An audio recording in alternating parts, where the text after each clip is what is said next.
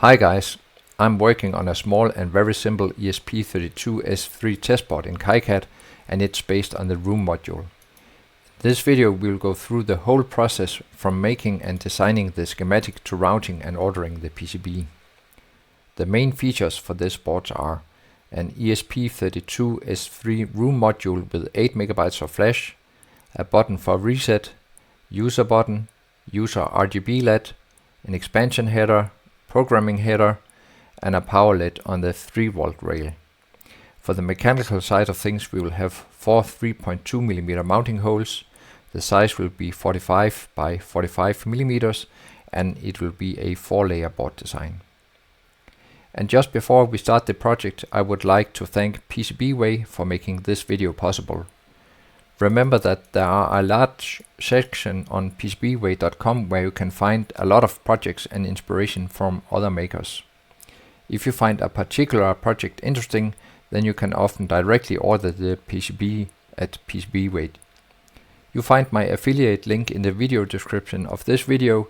Please use it and thereby support the channel. So remember to visit PCBWay.com. So let's dig into it. So here we are in the KiCad project manager. I already created this project called ESP32-S3 small, and we have both here a schematic file and a PCB file. So let's get started doing the schematic design. Just double click here on the schematic file, and here we have a blank canvas. So the first thing I normally do is to go into page settings to identify what I'm actually doing, which project I'm working on, and let's fill in the date. We just click on these arrows here, revision 1.0. The title, that's an ESP32-S3 small test board. Company, that's the YouTube channel name, made by Morten. And I think this is good for now. And then you see down here, this has been automatically filled in, and we are ready to start the design. So we are going to use the ESP32-S3 WROOM module. So let's get started placing some of the parts we need. So we go to place symbols, and we will search for an ESP32-S3, and we have different models to choose from, and we are just loading some of the libraries. I have different models here. Let's see what we can find.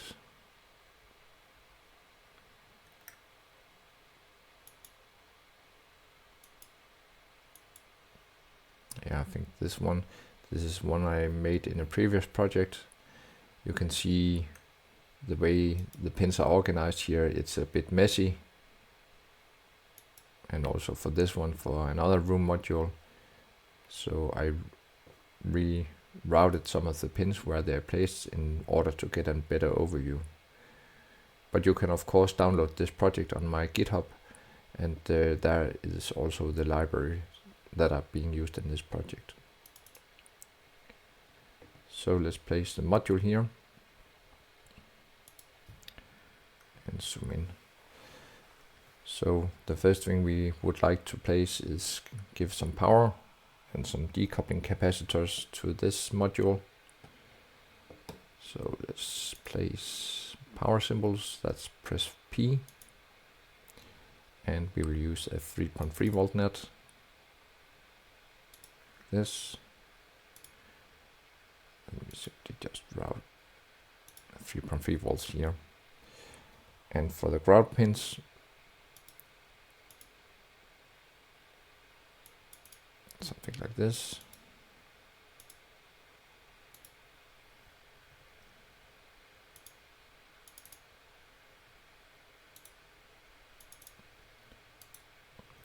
And let's place some ground.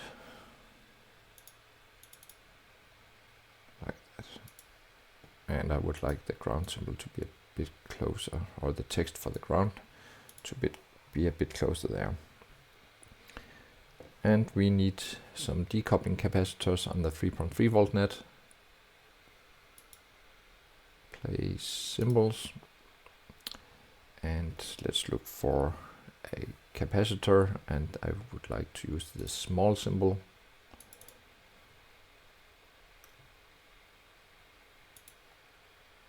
And normally I place 10 micro.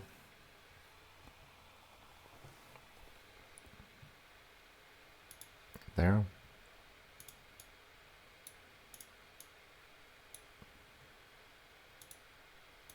And of course 100 nano. And we just press Ctrl D for duplicate. And then we edit the text here. 100 nano.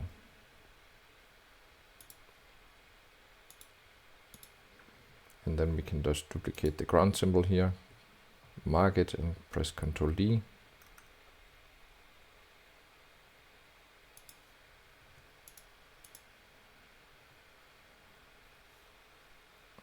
We should maybe have this a bit further out.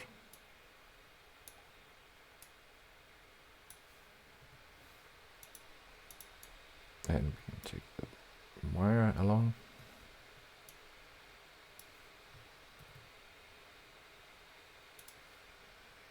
Like that. So now we have C1 and C2. We have ground connected. Then we have the enable signal, and that's one of the signals that we are going to use from the programmer, and we would also like to have a button here so we can actually reset the module. So the enable signal here is actually the reset pin as well. So let's place a wire here, and we would like to have a small button here where we can push and then reset the ESP32-S3, and we do that by connecting this pin to ground. And we would like to have a switch, and that should just be a single. Let's see. It's a symbol for push button. I think this is the one.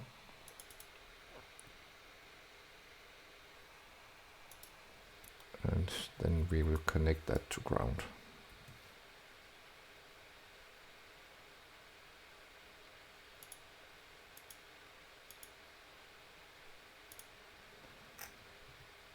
And we can remove this small stop here.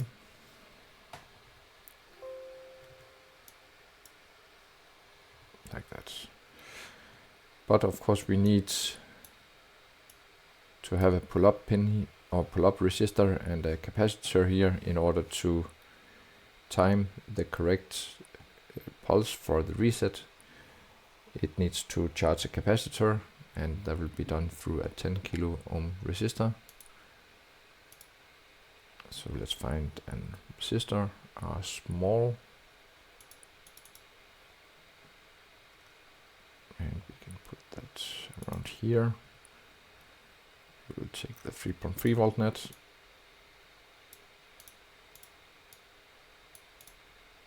and just copy that.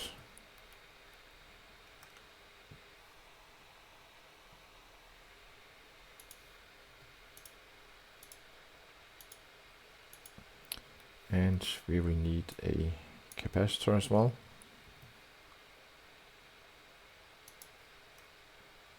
To make this RC filter.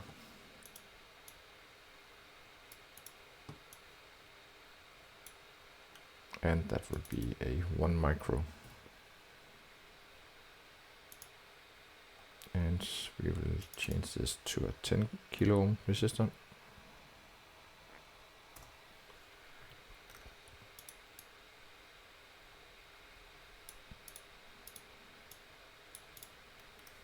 I think that's it. And when we have this button here and we will have our finger getting close to the enable signal, then we will also protect it by using a small ESD diode. Place symbol, and there will be an ESD. I have it already here. It will protect the 3.3 volt line.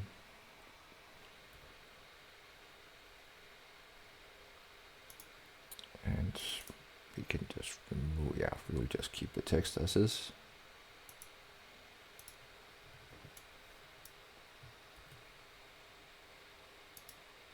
Like that. Maybe we should just move this down a tiny bit. And we can move these as one as well. I like there's a bit of symmetry in it. It's easier to read the schematic then.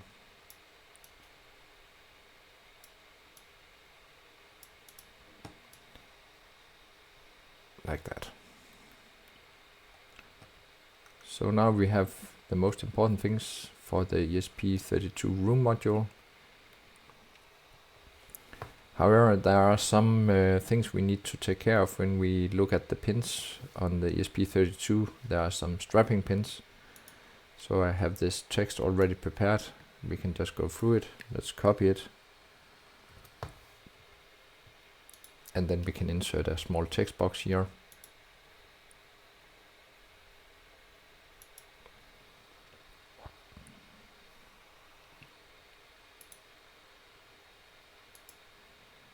And paste the text in here. Something like this.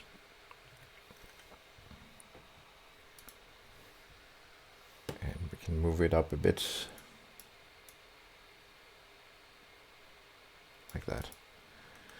So we have to be aware of some of the pins if we use an ESP32-S3 with embedded RAM. So we need to take care of not using IO35, IO36 and IO37. They're being used internally, so we can just check it over here. There is a small star here that says, okay, please have a look on these pins if you want to have a module with embedded RAM inside. But if you don't have a module with that, then you are free to use these pins. And then you have to be aware of the strapping pins. That's GPIO 0 and 3, and then 45 and 46. So it's easier just to not play with these pins if you have enough pins. If you are using all the pins, then you should be aware of how these pins behave. So the only thing that we need to do is to put a pull-up resistor on GPIO number 3, and normally we just put a 10 kilo ohm resistor on that one. And GPIO 0 is used for the programming along with the ESP enable signal and the RX and TX pins that we are going to fill in on a connector, but a bit more on that later. So let's just connect a 10 kilo ohm resistor to GPIO 3.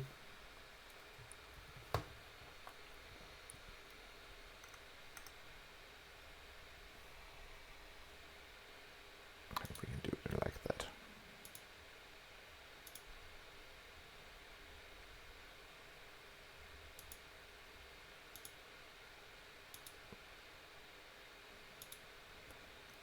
Like that. Maybe one up there. So we need to program the ESP32-S3, and in this project I would like to do that from a small pin header and a programmer from Espressif called ESP32-PROC. This is this one you can see here on the picture. There's a 6-pin connector and a 10-pin connector, and there are also some smaller programming pins here. These are 1.27 millimeters, and this is the standard 2.54 millimeter pin headers. I do this in this project because I want to avoid to put a USB to UART circuitry on along with some extra transistors and extra stuff. It's just in order to keep the board very simple. So I have this programmer lying around, and then I'll just connect this 6-pin connector to my ESP32-S3 using these pins. And there is a board definition of that connector here. So the 6-pin connector. So we will just need to define this connector here in the schematic, and then we can program it from the ESP32-WROOM. So we have enable, TXD, RXD, and the power, VDD and ground, and then the ESP IO0. And ESP enable, that's the reset pin. So let's put in our 6-pin connector.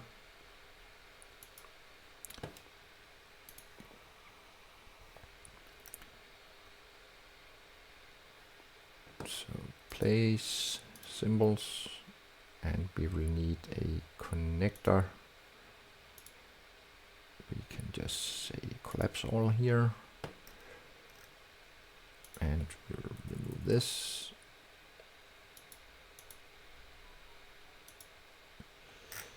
And let's see, connector.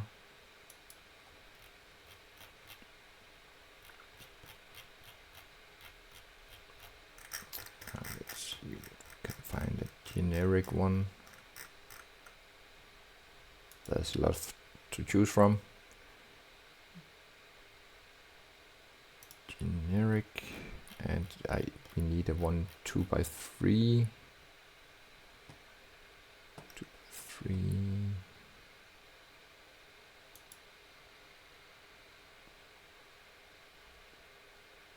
Odd even.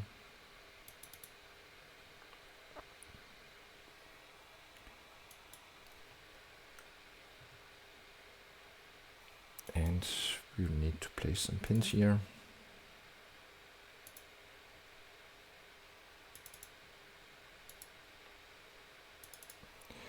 On this side we have the enable signal, and we do that by saying place, and then we can place a net label, and that's an L.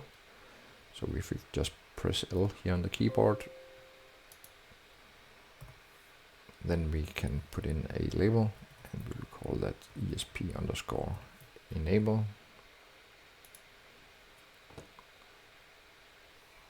And then we have it here. So here we have the TXT line.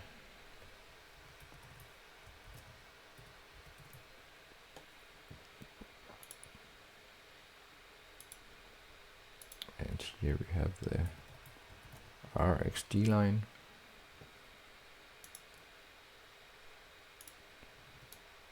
Just to like to have it a bit further out, this like that. And then we can have the same length over here.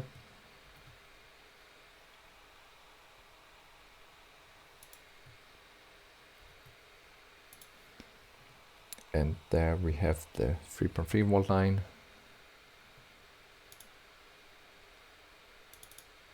And here we have the ground. Maybe we should move that a bit in there.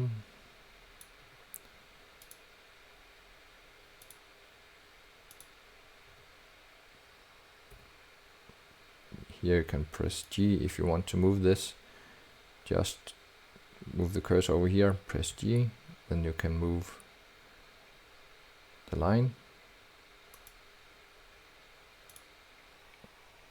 And we will have the ground symbol down here.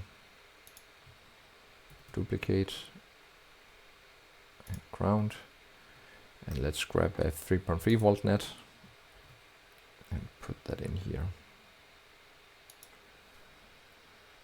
And here we have the IO0.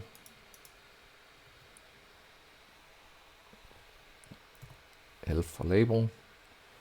ESP IO0.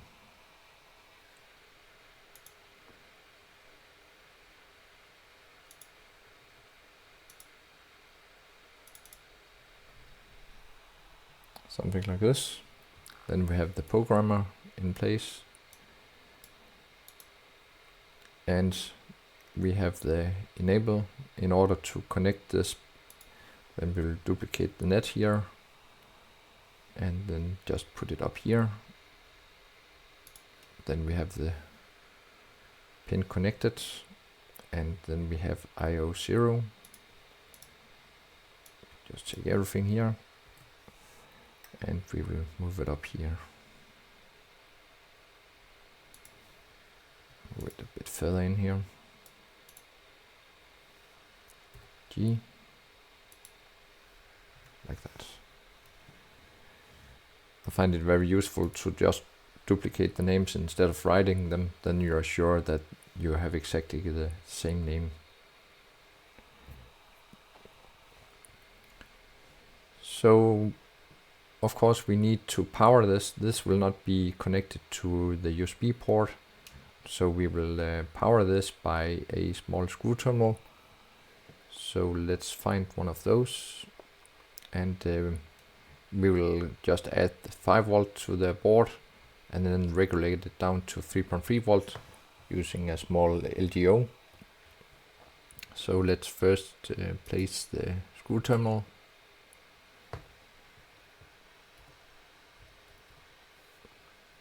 And it's a 2-pin. And let's move this around a bit. Transform selection and mirror it horizontally. Like that. And then we can just call it screw.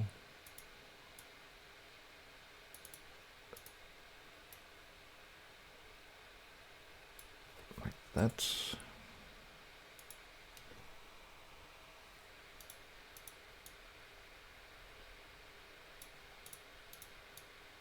Like that. The designator over there. And let's place an LDO. And normally I use the LM1117 3.3 volts. And we can see here there are different types. Normally I use this one in a SOT223 housing 3-pin. So let's place that. Sorry.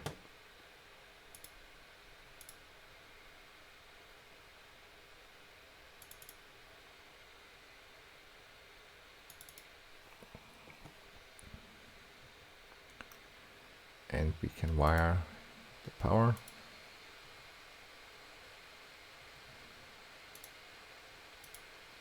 That, and we need a ground symbol here. Connect this one to ground. And let's grab a ground symbol down here.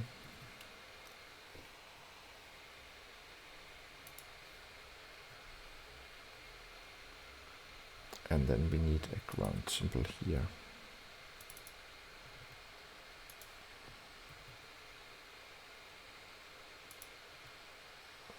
G.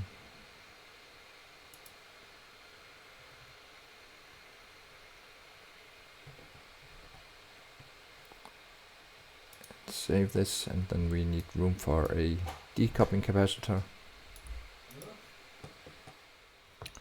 So let's try and place a capacitor. Let's make a bit more room for that to the input capacitor. And we can grab the symbol over here. Just take a 10 micro here.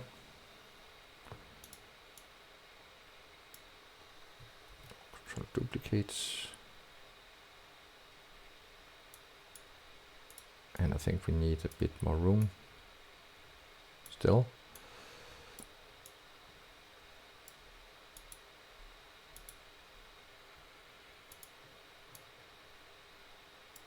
Like that. And we can just copy this to the other side as well.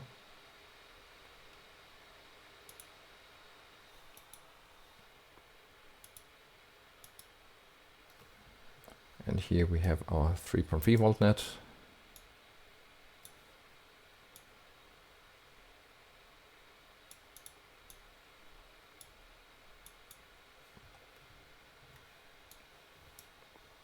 duplicate, like that. And we have our 5 volt nuts.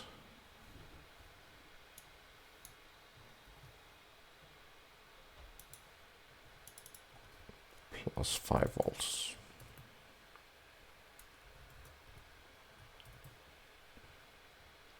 Like that. So here we have the power coming in. And I would like to have an RGB LED as well, and I would like to have a dedicated power LED. So we can start with the dedicated power LED that will be powered from 3.3 volt. It's easy like that, and then we need a current limiting resistor. And I think that 1K is fine. Place an LED.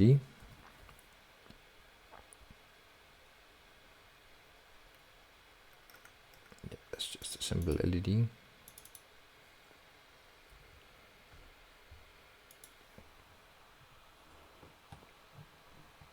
And we should make that a green LED.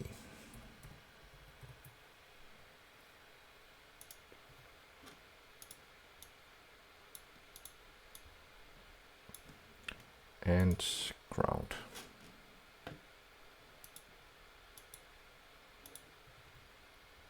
Like that. Then we have the RGB LED. Place symbols.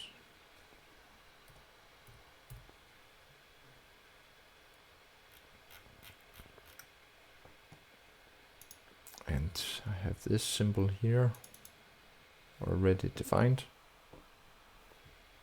and that's a common anode.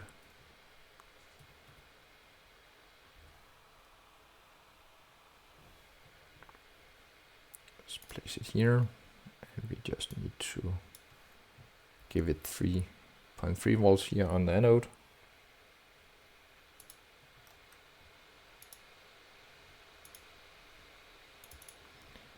And then we have 3 lines here for the RG and B colors.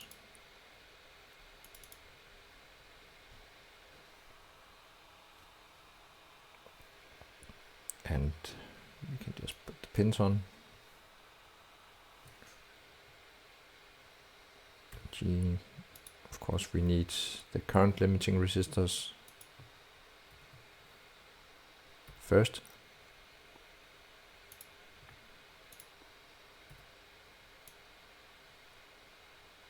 That's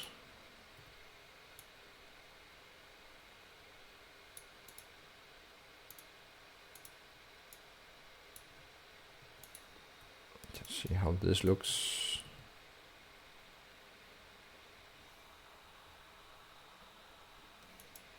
Yeah, we could maybe move the value over here.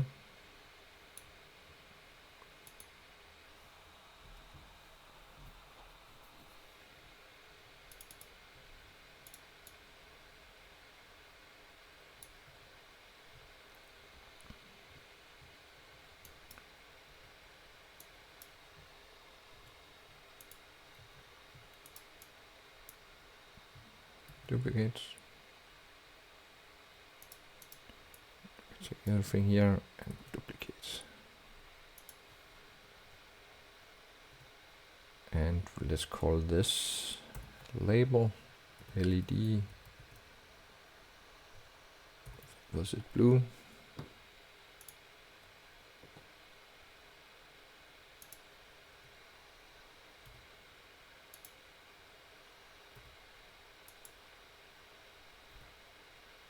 Extend it like that and label LED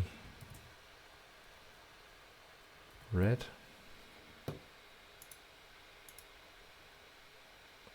This is this one. And LED green. Like that.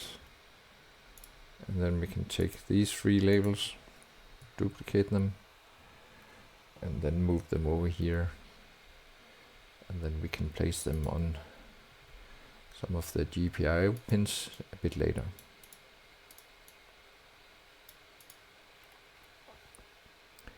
And save. Then I would like to have a user button as well, a small button for my application. So we can just take this and duplicate it and just place it down here maybe. And we will just call that user switch, this wire here.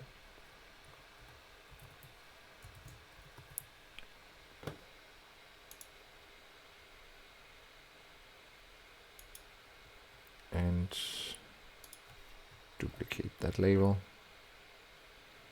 put it over here, and then we can assign that to a GPIO pin later.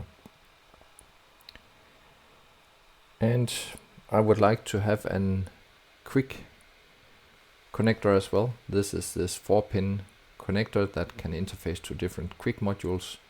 So you can insert different or interface to different modules that have this QWIIC interface. And that's just a simple 4-pin connector.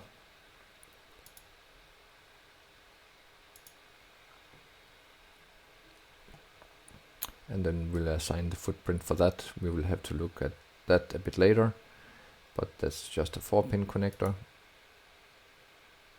And we will remove the filter here. And I have a connector here, 1x4.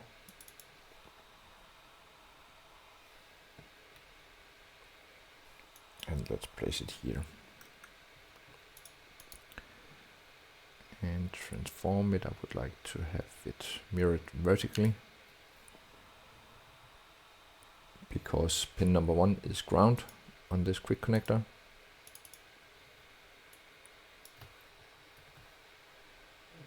And duplicate it. Then we have the 3.3 line, that's on pin number 2.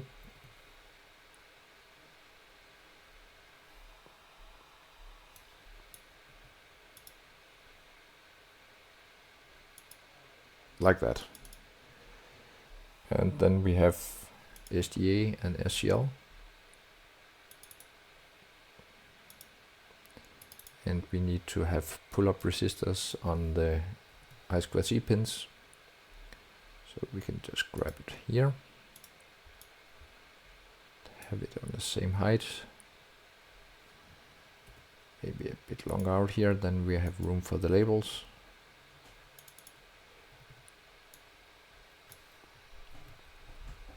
Like that. Can maybe get this a bit close over here.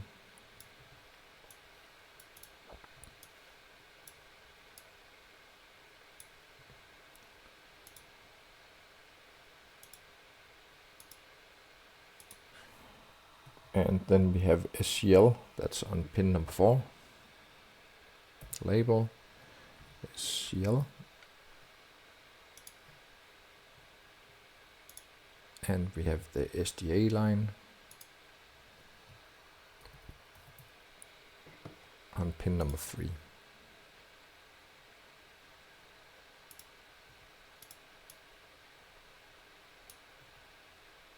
And press G. Something like that. In the color scheme for the connectors, we can just add a small text here. Draw texts. So we have ground. That's a black wire. Then we have VCC. That's on a red wire. Then we have SDA. That's on a blue wire. And SCL. That's on a yellow wire.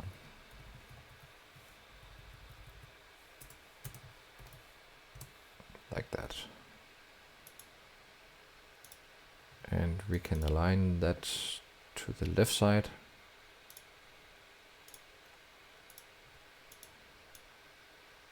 Just small information here. So here we have the QWIIC connector. So what else do we need? We need some mounting holes, 4 mounting holes, just 3.2 millimeter mounting holes, and we can find that. Let's see here, mounting hole here, and we just need 4 of them. Duplicates.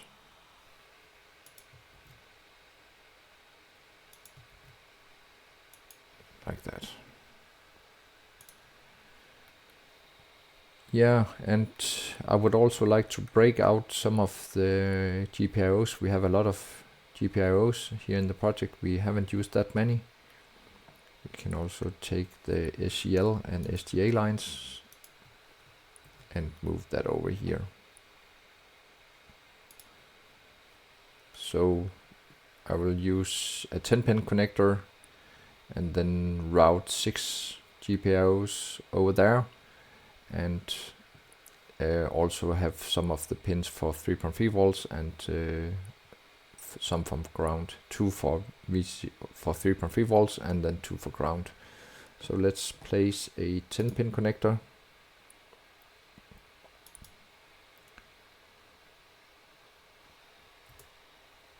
And we will find that in generic connectors. So that's 2 by 5, odd even.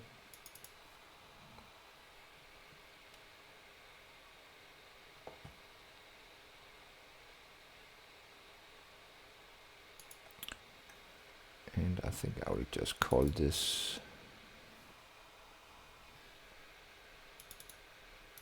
sorry, I just wanted to rename this one.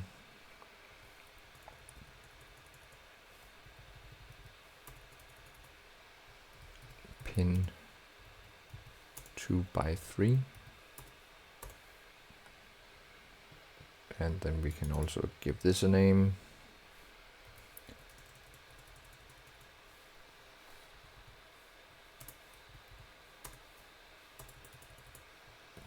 Pin 2 by 5.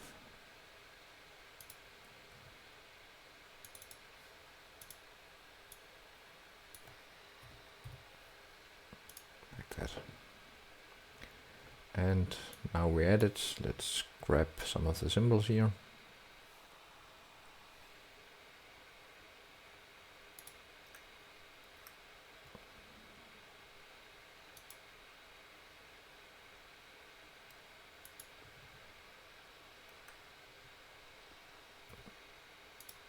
That.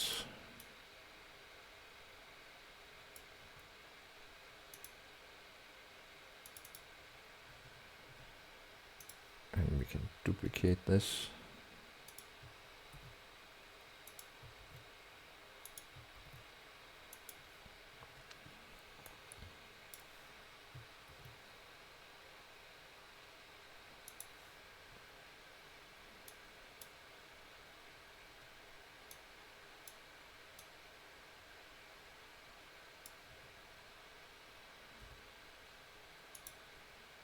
Like that.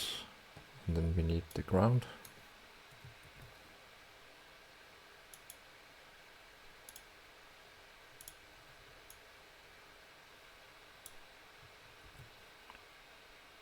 Like that.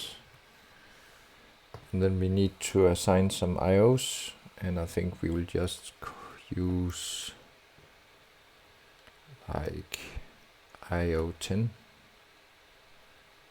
to 15.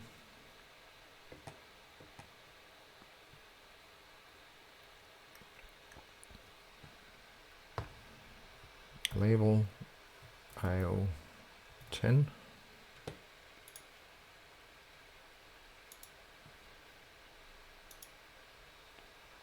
IO 12. And IO 14. Then here we will have IO 11.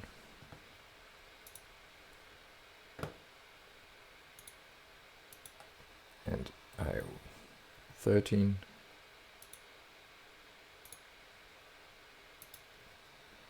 IO 15. So that's quite simple. So we can just mark those and duplicate it. And now we have the labels ready over here.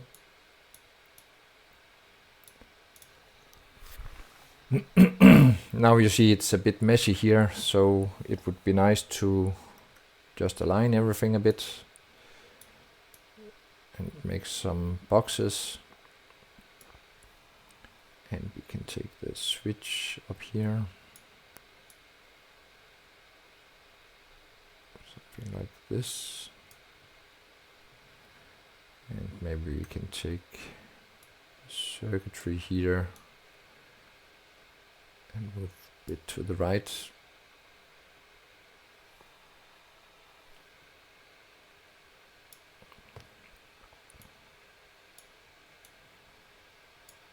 Like that.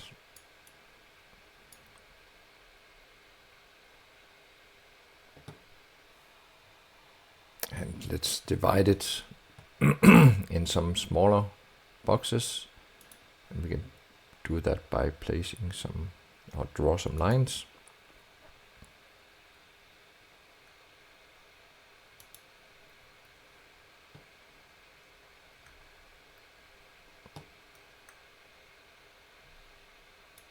Like that.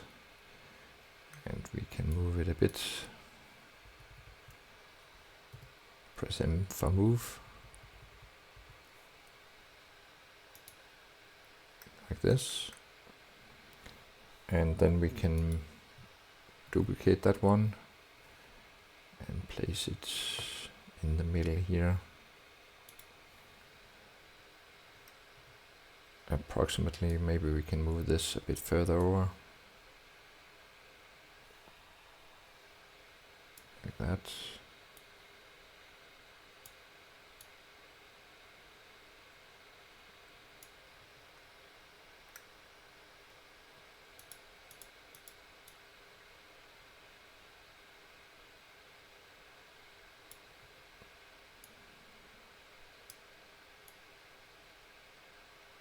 Like that. And then I would like to have the RGB LEDs here, our breakout connector around here. Then we can move our mounting pins down here, and the power LED there. Quick connector a bit further up, and our programming header around here.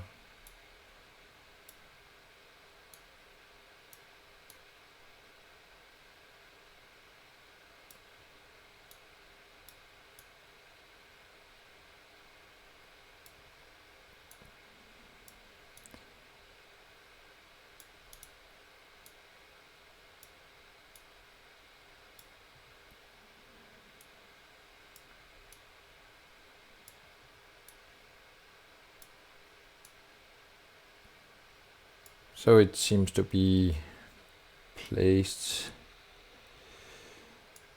so it gives a better overview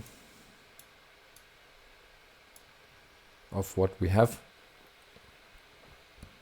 Can maybe grab this and bring it down a bit.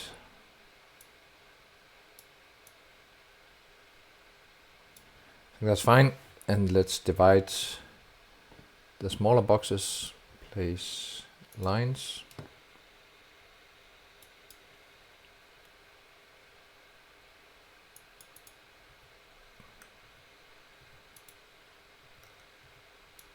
a small mistake there.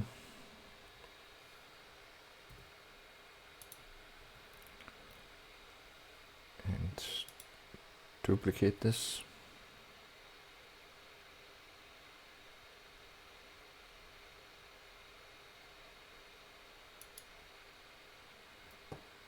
And duplicate.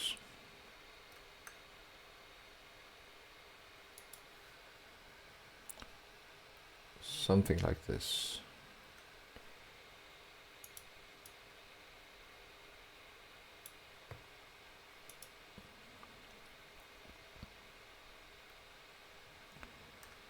And let's give the boxes a small label.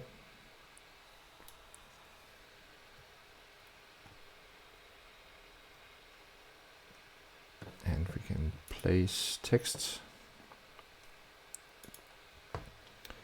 And we will call this ESP32-S3-WROOM. And text size we can try with 100.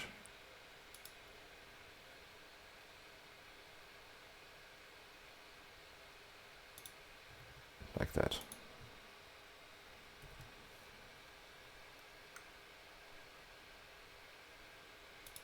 And we'll call this user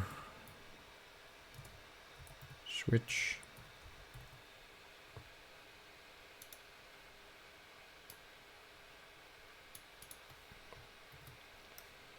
And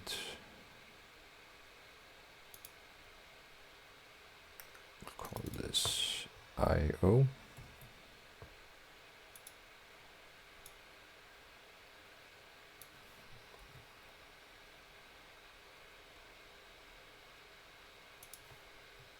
And then we call programming interface.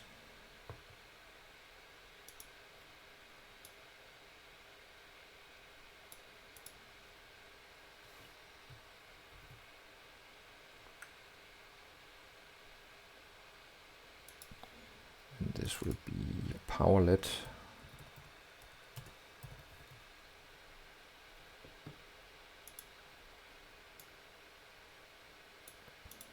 That.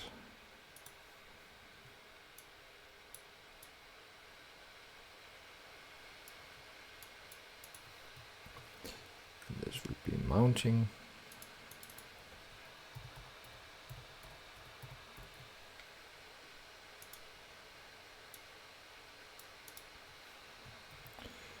And this will be quick.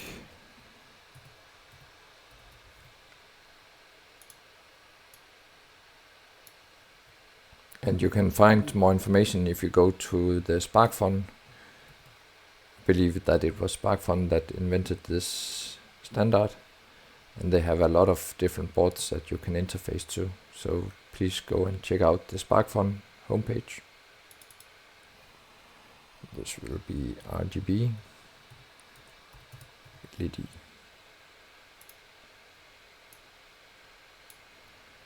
And we'll call this one LDO.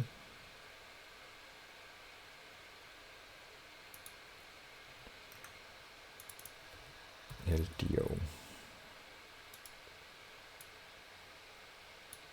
Like that. See, are they in the same height? Yep.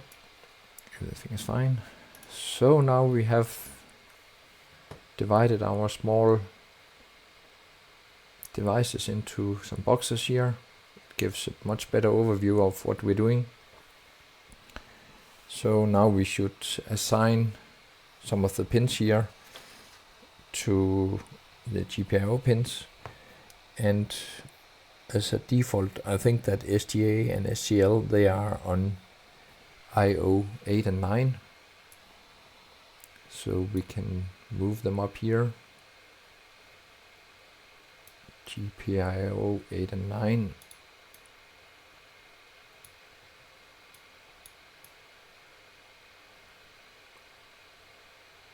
Like that.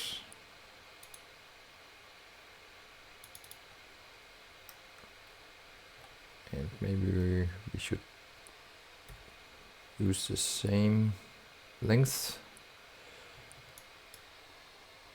So we can move that out here.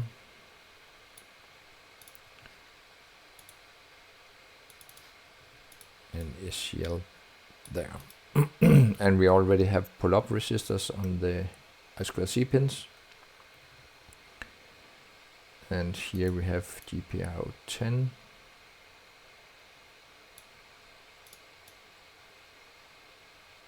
11, 12, 13, 14 and 15 for our generic pin header. And we can just duplicate, maybe we can just duplicate all three. And just grab two. Like that. And yeah, we are not using the USB lines. Maybe we should just connect a small test point to them. So we can say place, and let's find a test point.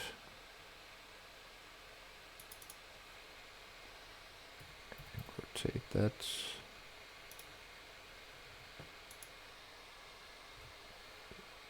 TP1 and test point 2, and the LEDs we can put them down here.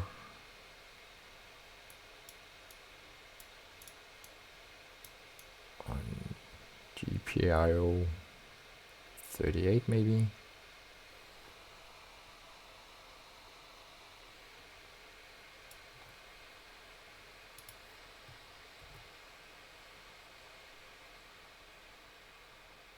Yeah.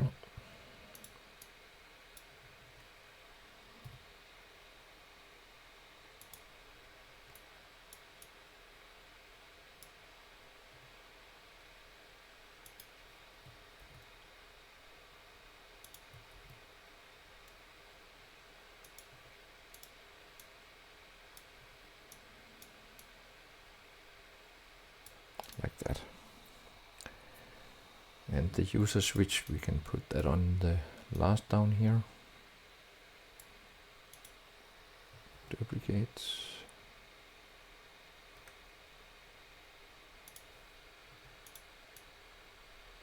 And like that. So we also need to have the TXT pins for the powering connector. We have IO0, we have enable, and we need to have ESP32 and RXD.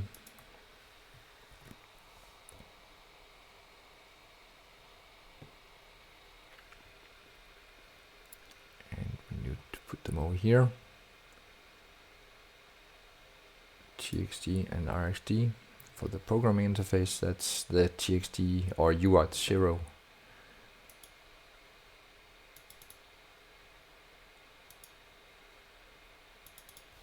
Like that.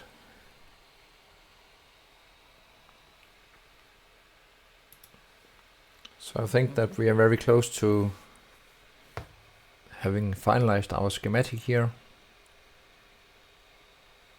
Just save it. So the next thing that I normally do is to assign footprints. You have to assign the footprints in the schematic editor before you start up the PCB layout. Then you are sure that you don't by accident change the footprints in the PCB editor to something that are not allowed. So it's much better to do that here in the, it's a very good idea to do it here in the schematic editor, and that's the way to do it.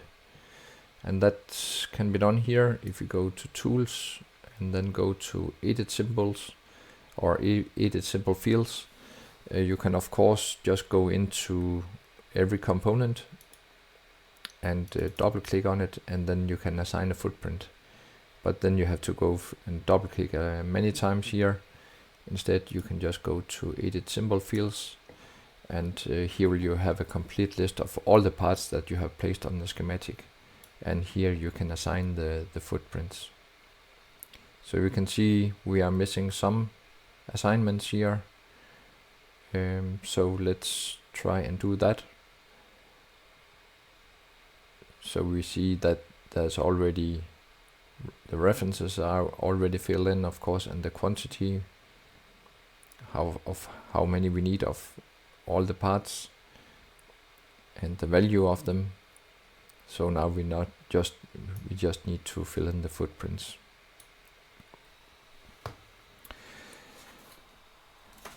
So let's have a look on the capacitors, what we would like. So 10 micros, that can normally be like an 0603. That's the one that I normally use. And now KiCad just need to load all the footprint libraries, and that just takes a few seconds to do. I think I need a faster computer, but yeah, that's on the wish list.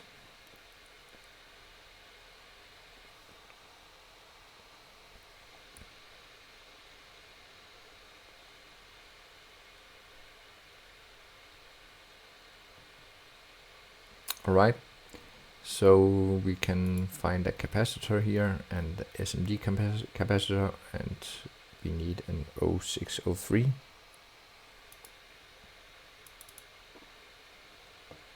And for the 100 nanos, I just use an 0402. And for the 1 micro, yeah, let's use a 0603 as well.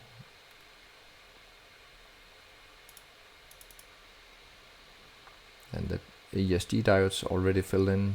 Then we need an LED, and I think we'll go for an 0603 LED.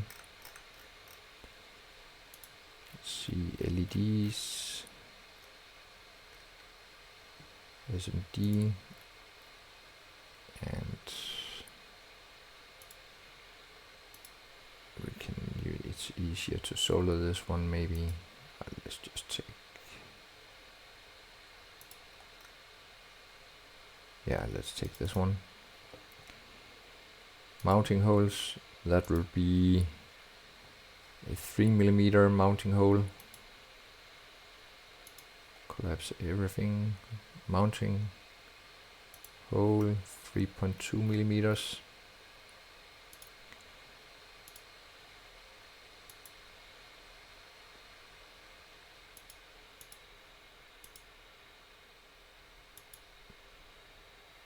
Just take the standard one, try this.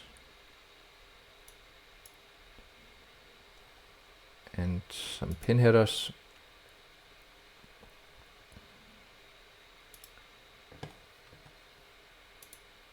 And collapse everything.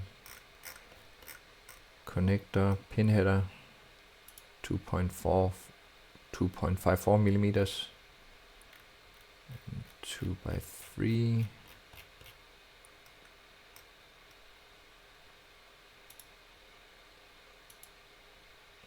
Need a vertical one. That's the one. And a screw terminal.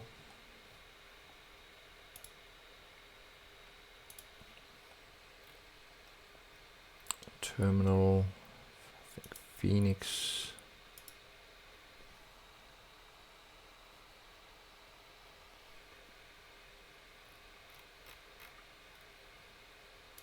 And let's see if we can find a 2-pin one.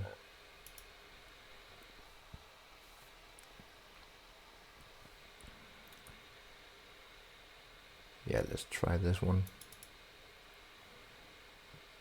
And then we need a quick connector.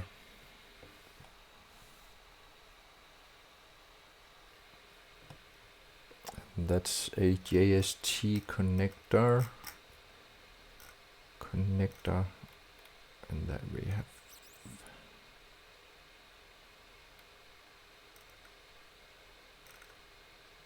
JST here. and that's an SH.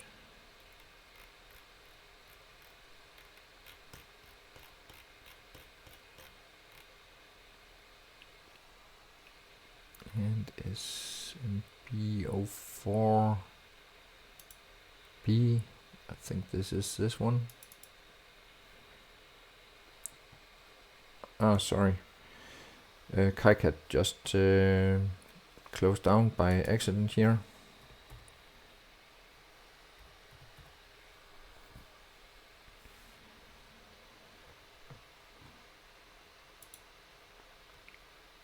Let's try and get it up and running again.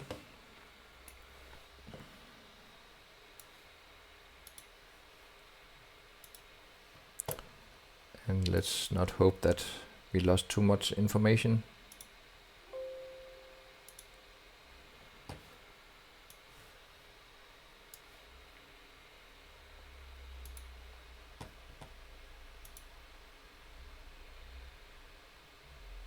Tools, edit symbol fields.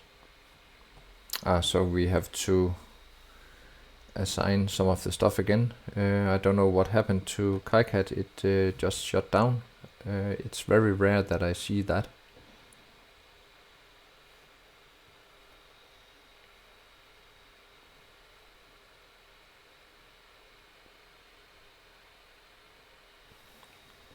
So let's try again. 10 micro, and we need to load the libraries.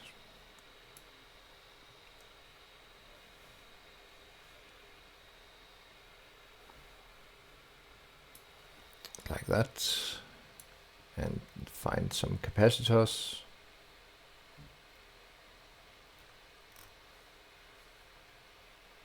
SND, and that was 0603. Okay, 100 nanos, that was 0402. And we can just grab this one because this needs to be an 0603, green LED,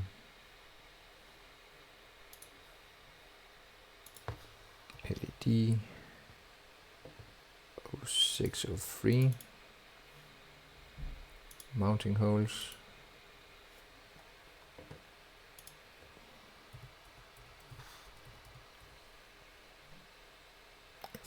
3.2 millimeters. And pin headers.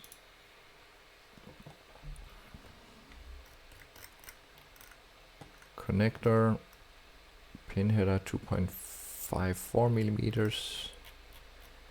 2x3, odd even.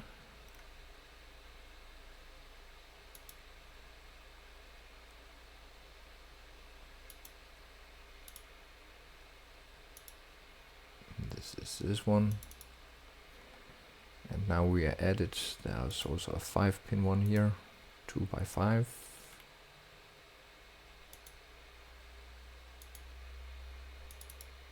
This one. And there we need the quick connector, and that was the JST SH SMB04, that one. And let's just say apply, save schematic and continue. Then we are sure that it will not disappear again. So we will have a screw terminal. We can just collapse and then find a terminal. That was Phoenix PT. I think this is the one. Let's try it. Then we have some resistors. We will just use some 0402 resistors.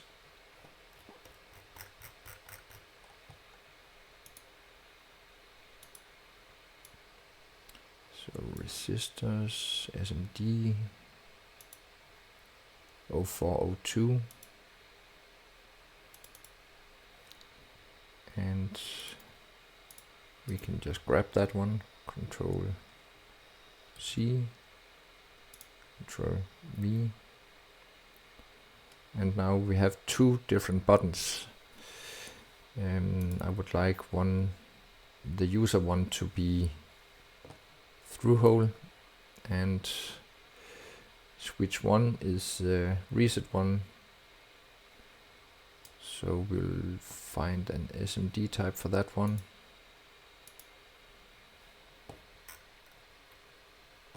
And let's see, SV.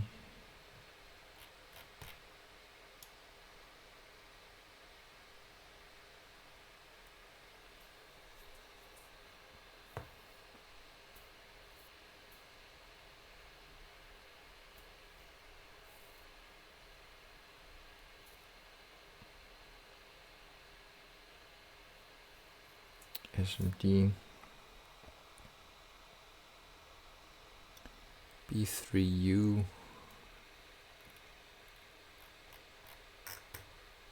If we can search for that. And 1000p. This is this one.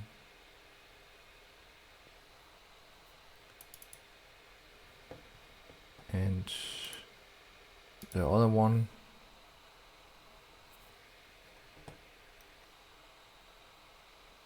Tactical.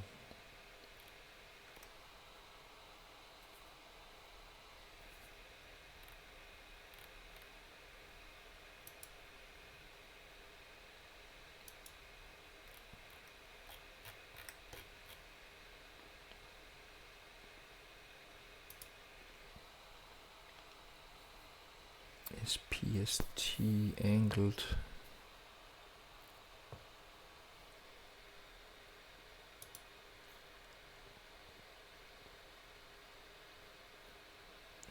One, yeah.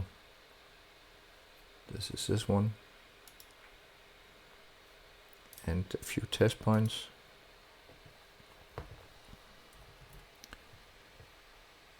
Test point. Just use a round pad.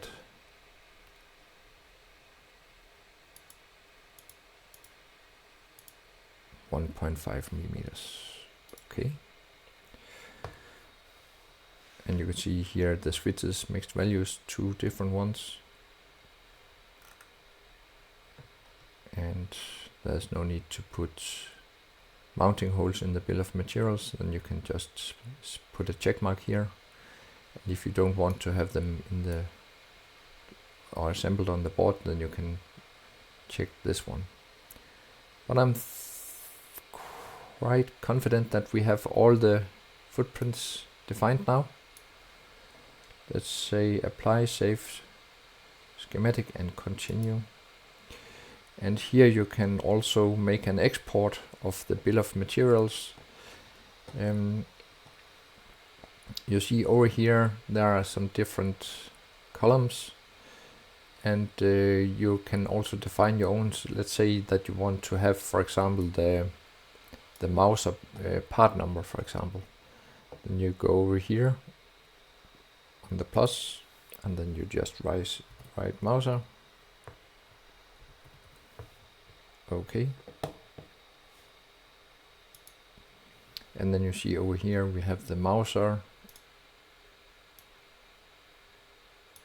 column, and then you can just fill in the part number for these 10 micro capacitors and so forth down here. So when you generate the bill of materials, then you automatically get the mouse or part numbers inserted there as well. Or that could also be other information that you want to restore and be able to retrieve in a very nice manner. But yeah, this is a separate topic. You can export the bill of materials here, and you can decide here what you want to show. Actually, we don't want that mouser to be shown, so you can click it off here. So you can export the bill of materials and save that in a CSV file, and that has now been saved into our project, the CSV file. But before we will do that, we need one other thing. We want to save this, and we would like to go through all the designators so that they are sorted in a nice manner, so it's easier to read the schematic and the design. So we will start here with C1 and C2, and we can do that very easy as well. That's, you go to annotate schematic,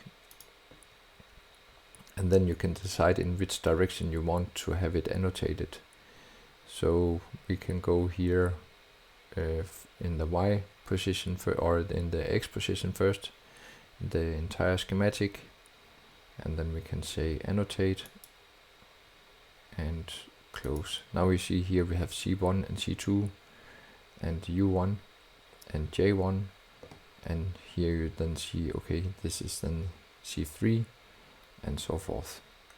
So you see it's going down in this direction here. Here we have D1, we have R1 and R2, then we have R3, 4, 5, and we have 7 here and 6 here. So you see it's going in this direction. We could also have it vertically here, but I think this is fine. So now we have assigned the designators, or they are being sorted the way we want. And then let's go to edit symbol fields again, and then make a new export. Okay, so now the designators, they are also fine in here in our bill of materials, and we can press OK. One other thing that is very nice is that you can make a PDF file of your schematic. So you go to File, and you can go to Plot, and here you can select different formats you want to plot it in. So PDF is already selected, and you have different options here. You can put it out in color or black and white. I would like this to be color, and we would like to plot the current page like that. Then we can go back to our projects, and over here we see that we have the CSV file, that's our bill of material. We have the PDF file here. Let's try and double click on that, and here we have a very nice schematic.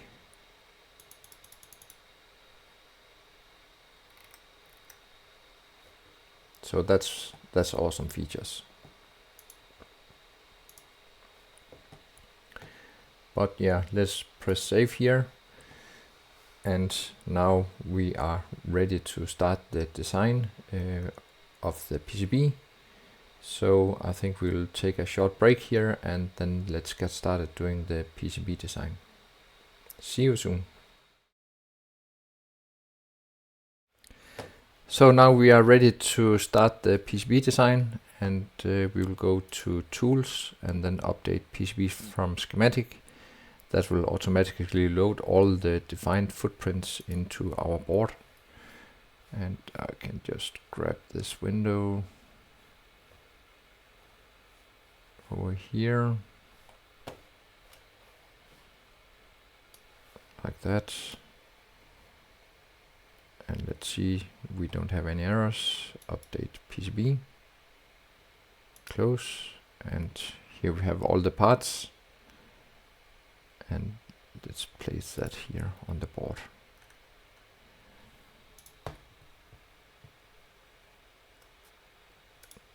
So I would like to make a board that have the size of 45 by 45 millimeters.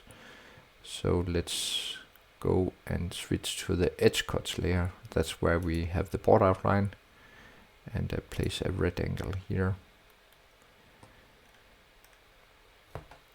We can just move this a bit away. Then we can put the red angle here in the middle. And we are on a 1 by 1 millimeter grid. No, we are not on a 1 by 1 millimeter grid. So let's do that. 1 by 1 millimeter. And say 45 by 45 millimeter.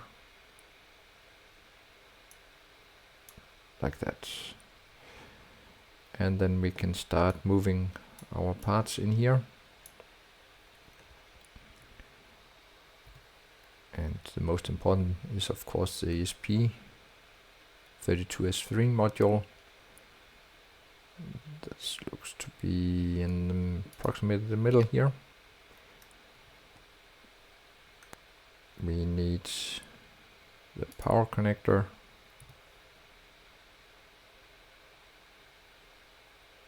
Approximately there. Rotate the switch, user switch. Could have it around there. We have the programming connector. Just take the larger ones for now. Up there. And of course the mounting holes.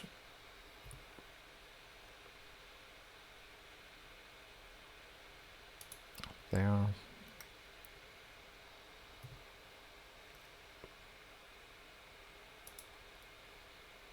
And two last ones. So you just hover about the part and press M for move.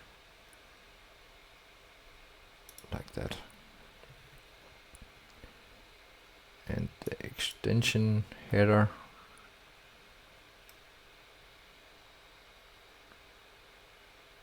Maybe place it around there, move this down a bit.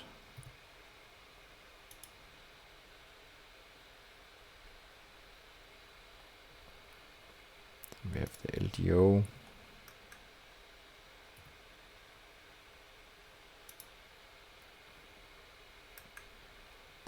We have the quick connector. Could be over here.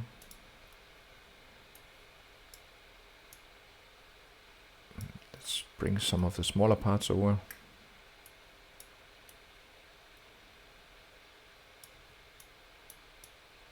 Like that. Then we have the user or the reset switch.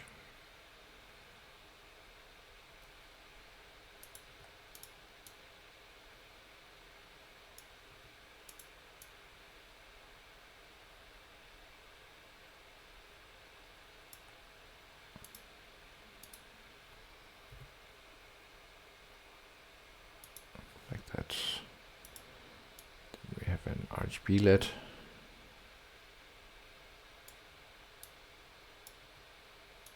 And the power LED.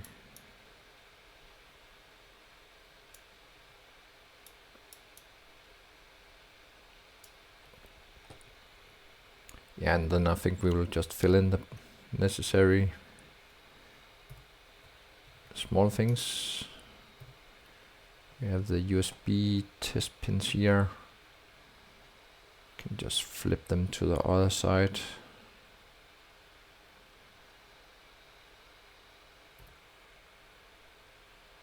Like that. Move.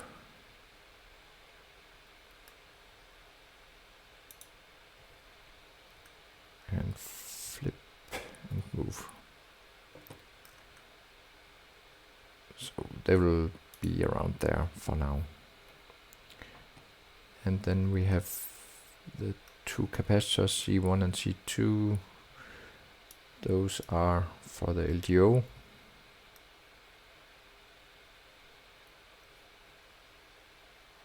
Like that. One other thing you can do is to go to the schematic and you can highlight the parts. Let's say we would like to have the parts that are needed along with the user switch, then we just highlight those 3 parts. Then we go to the PCB design, and you can see they are highlighted here. Then we can press M for move, and then we have all the 3 parts here, and then we can move them a bit together like that, and then we can move those down to the switch down here where they are needed. And we have the 10 micro here, that's up here for the decoupling. And we have one more, I think that was the 100 nano here. We can check that. This is the one, C5 and C6.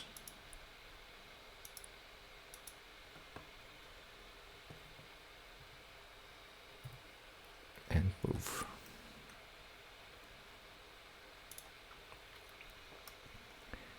Then we have those 2 connect. That's for the reset button, and we also need a resistor there, the pull-up resistor.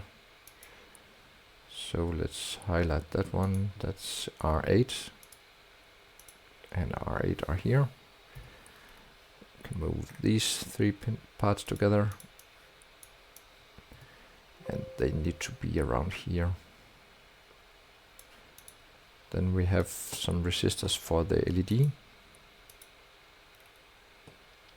the RGB LED, that's those 3. Press move.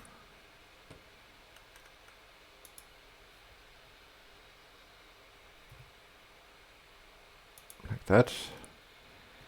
Then we have an 1K resistor, I think that's the one for the LED, the power LED. And the remaining ones are R1, R2, R9. So we have one resistor up here, that's R9. That has to be on pin 15. And let's see where is that. It's right here. Let's place it there for now. And the 2 final resistors, they are 10K. And I see I forgot in the schematic design to change the value because they are not 10K value or 10K ohm. These are 2.2 kilo ohm. So I'll need to go in here, change the values to K2. Okay, and 2K2. Okay, and I need to update the bill of material. And we can go to edit symbols, and let's say, yeah, we have 2.2 kilo ohm resistors, and then we export that. Okay, apply it. Okay. And save, and then that should be fine. We can just do an update here.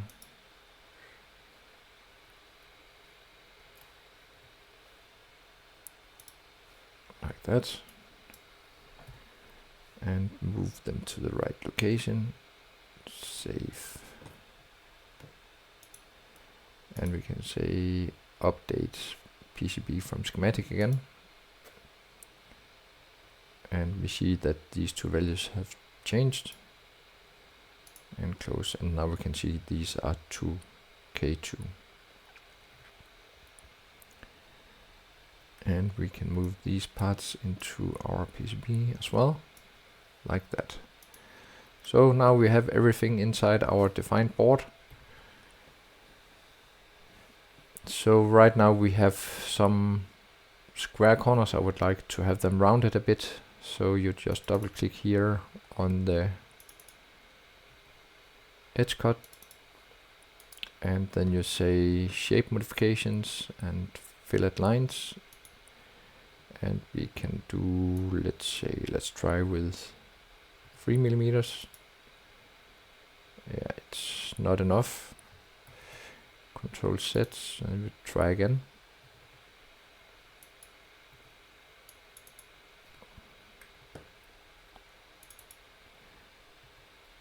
And we say shape modification, fillet lines, 4 millimeters.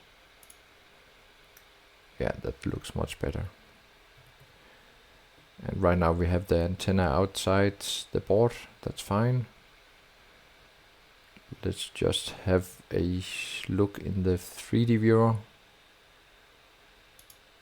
if we are satisfied with the placement of the larger parts.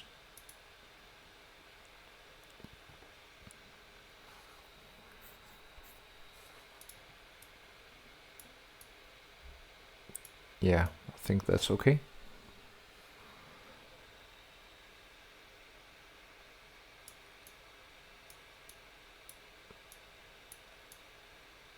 That's okay for now. We can close this.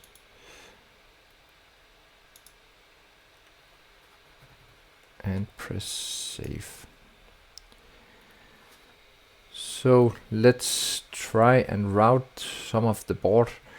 I would like this to be a 4-layer board. So we go into board setup, and here we can design or decide on the physical stack up. So we will assign this to be 4 layers.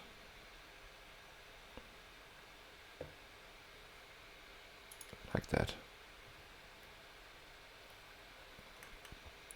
So we will route on the top and bottom layer, then layer number 2 will be assigned to ground, and layer 3 to 3.3 volts. So for now we can just ignore the ground, because that will be automatically connected when we pour the top layer, bottom layer and the ground layer. And you see right now it's a bit confusing where we have all the text here. We can just click that away. I think that's fabrication output. We can just turn it off like that. And we would like the designators here for the mounting holes. We don't need them as well.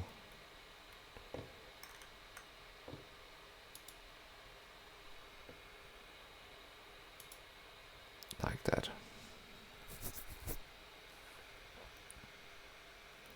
So I think we could get started routing some of the parts here, and we will need a smaller grid. I think we'll start with a 0.001 millimeter. That's fine. That's fine. So let's start moving the parts here for the RGB LED. We should use a bit larger grid size for this.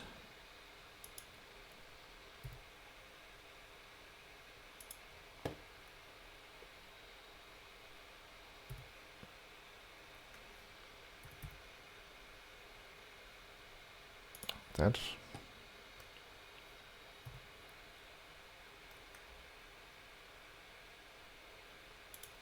Like that.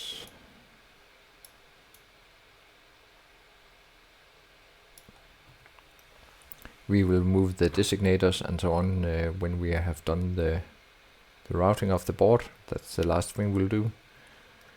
This connector, we can move that down a bit. And if we want that silk screen to be on the board, we can move it further in. But I think this is fine like this.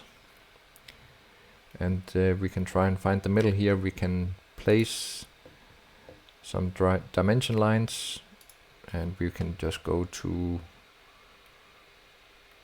the user 2 layer, place that. So we can either do it from here You see it will automatically find the middle here. And what we have 37 millimeters over here. So the middle of that, that's 15, 3.5, 18.5 millimeters.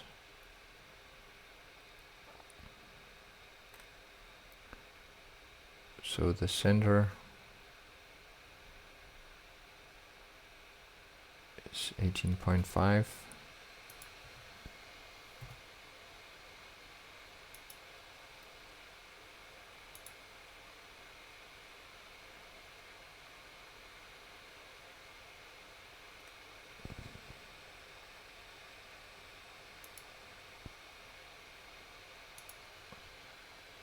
And that should also be 18.5 from the other one here.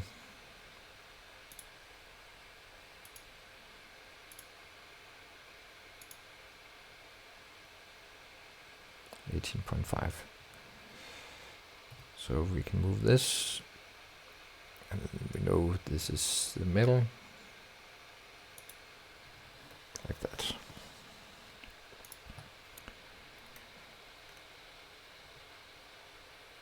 So we have the LED. Let's put the power LED down here.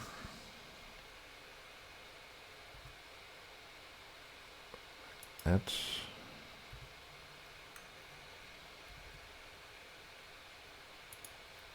Like that.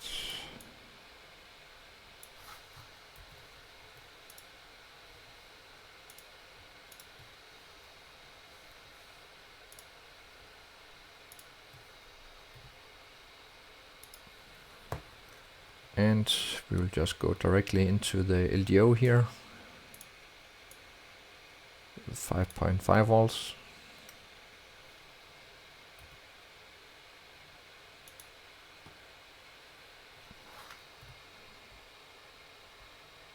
A bit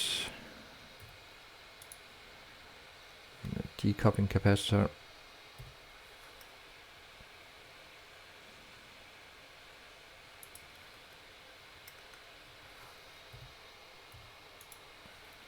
And one on the 3.3 volt line.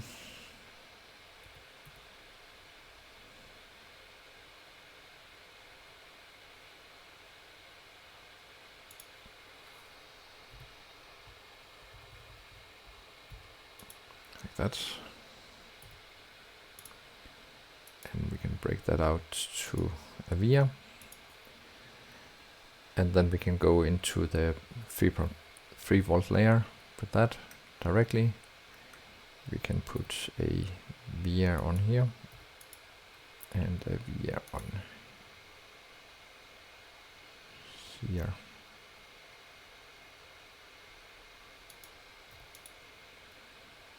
And that's also 3.3 volt here. And a via there. So we have the signal coming in here from the user switch, and the first thing you will see is the ESD diode.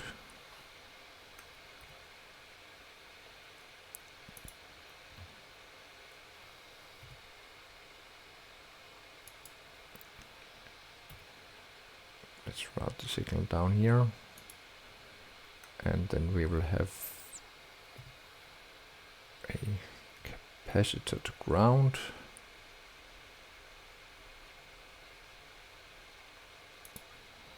And a pull-up resistor.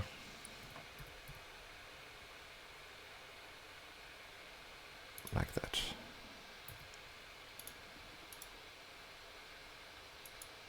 Via there.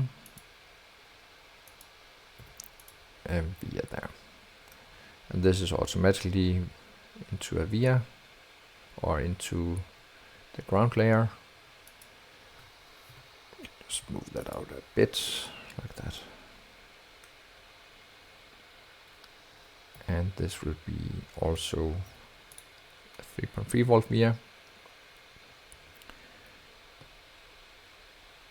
And these will be connected. We just need the signals to be routed. So that's easy. We can move this over a bit, rotate this, and route that into the MCU, and connect that to 3.3 volts. This is fine. Then we need the pull-up resistors on the QWIIC connector.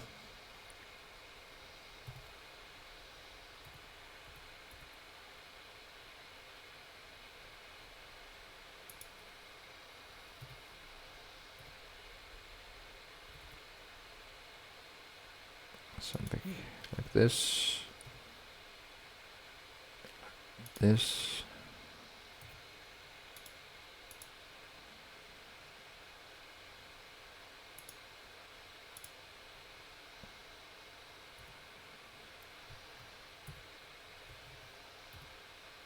D for drag. And we can have a via for 3.3 volts and a ground via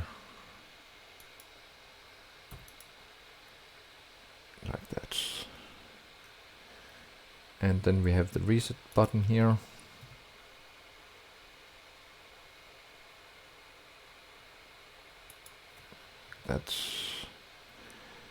And we can just rotate that a bit so we have the ground out there and the signal inwards.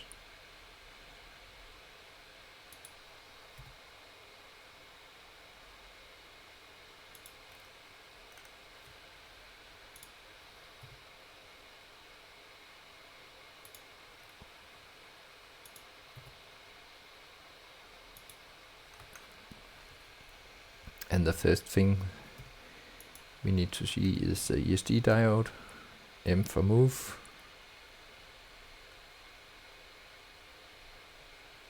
And then the capacitor.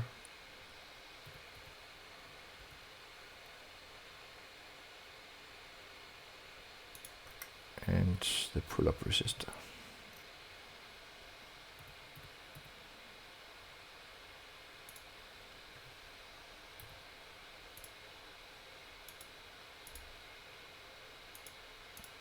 Like that, and then the ground via,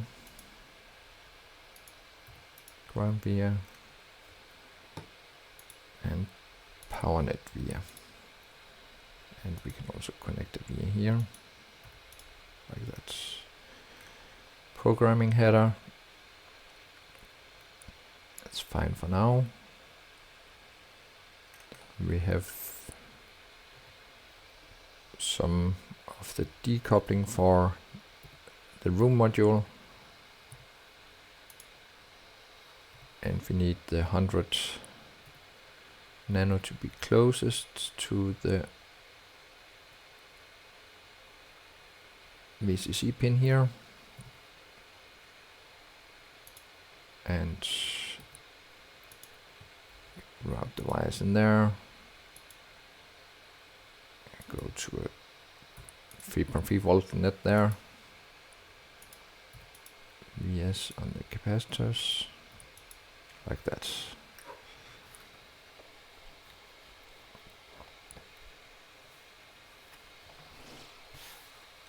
So I think we are ready to route some of the pins into the MCU.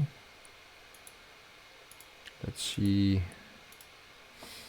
what we can do here. There will be a 3.3 volt via and a ground via here for the LED.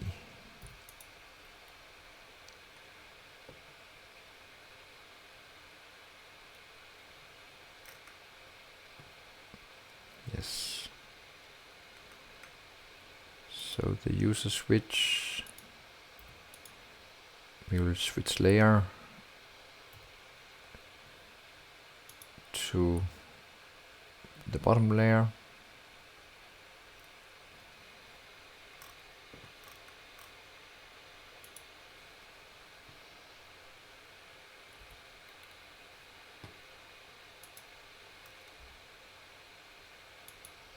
And then persevere. So now this is connected, great.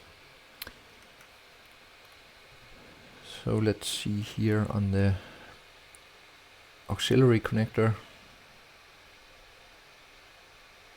We can just place the USB pins here.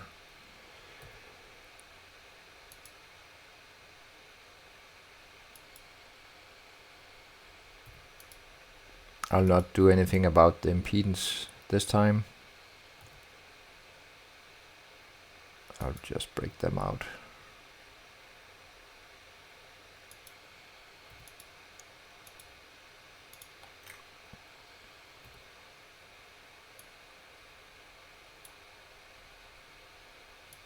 Like that.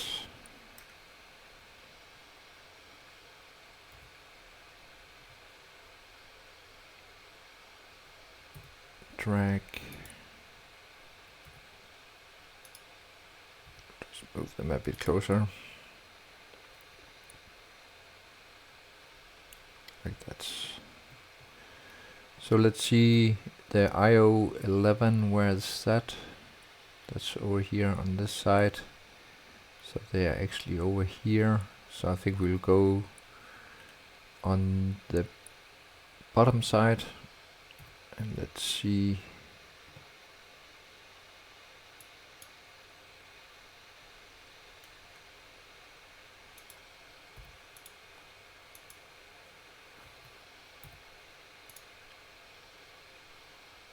Drag it down. And you see when there's a conflict, it becomes highlighted with a green color. So if we just move here in the middle, then we are safe.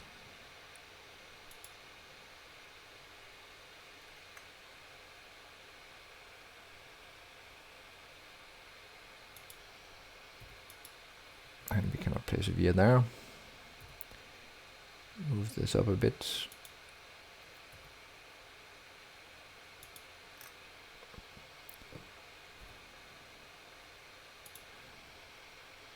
And route from here, place a via there.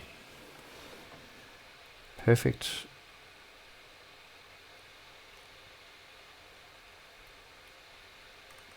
And let's continue here with the remaining ones.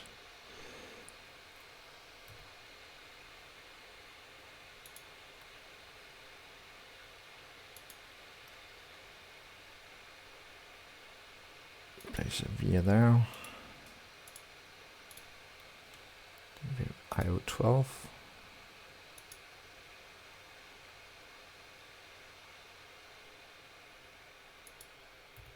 Via there. IO15. So we need to go up there so we can change to top layer.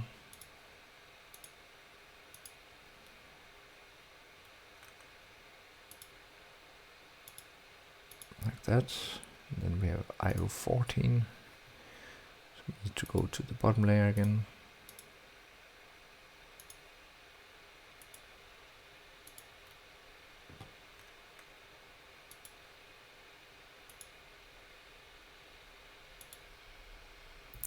Via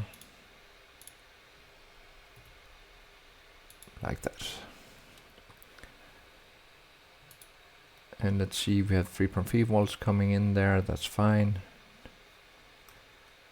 So here we have the SDA line.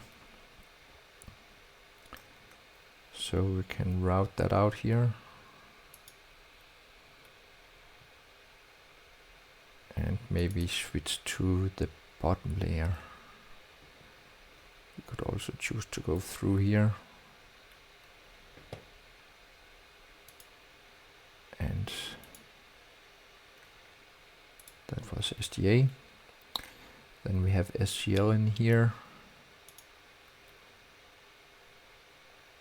And we could just follow the other I2C line here.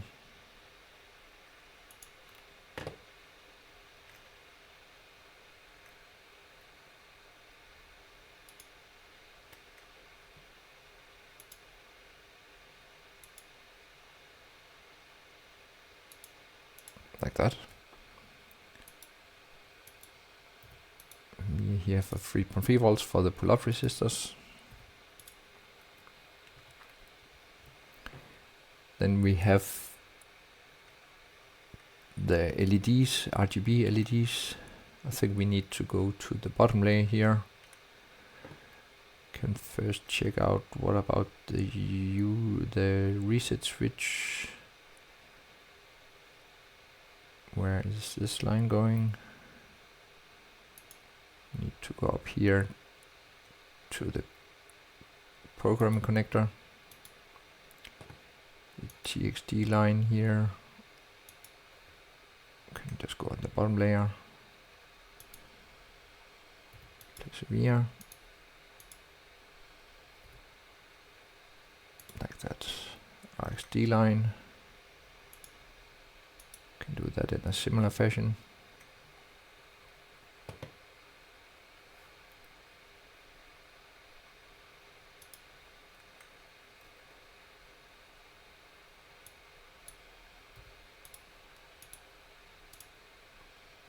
Like that.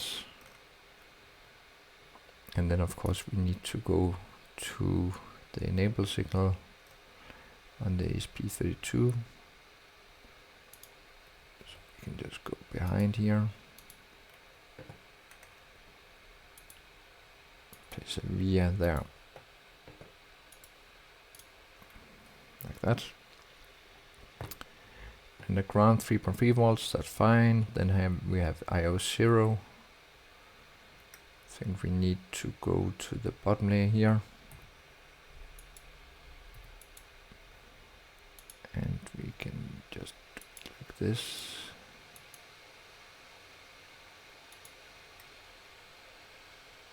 Drag that.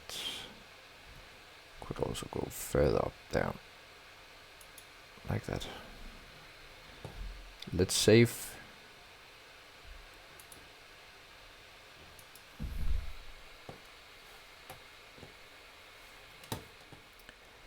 And let's see what else do I have. We can concentrate on the LEDs now.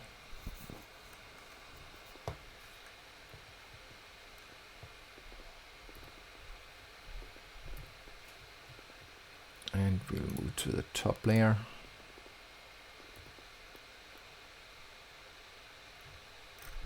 Let's see how to get up there.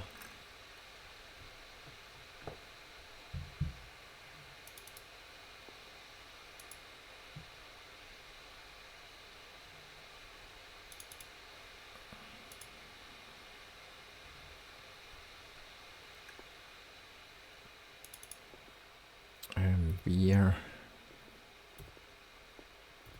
like that.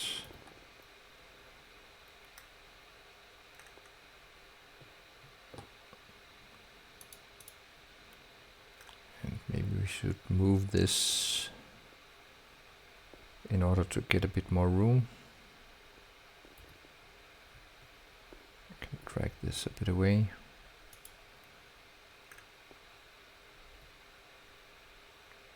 Like that.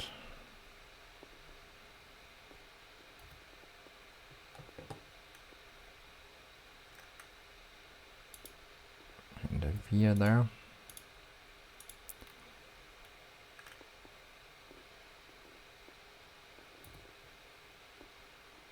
A via.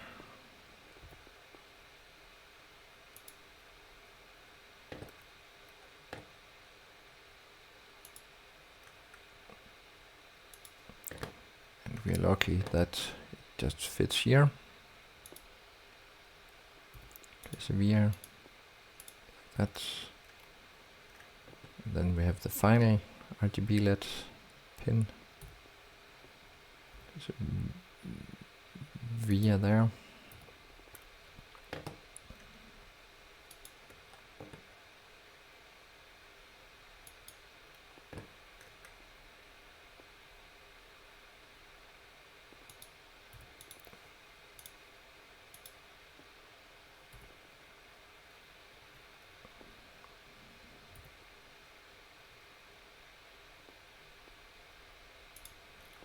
something like that.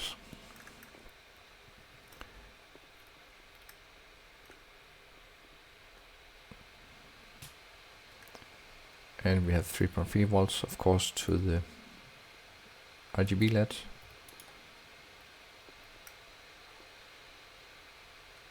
Just check that we have all the signals routed. I think we are getting quite close.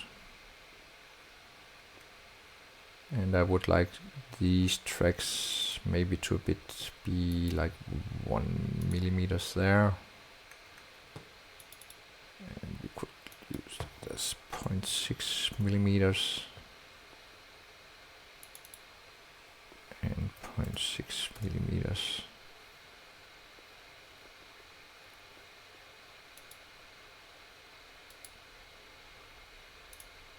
And 0.6 millimeters. So we have the power lines are a bit thicker. And we could do that as well up here.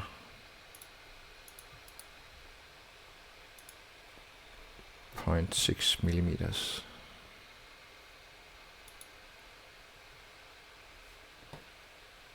Save this. All right.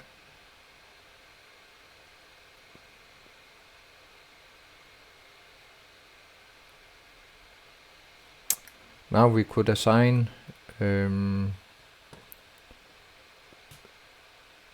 to the stack up. We can say place draw fill zones, and we will switch to a 1 millimeter grid.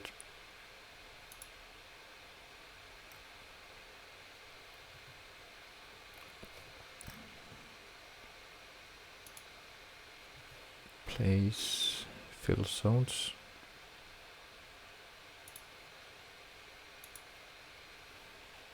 And we will have on the top and on inner 1 and the bottom layer we would like to have 3.3 volts, or sorry, ground, and the clearance should be 0.2 millimeters.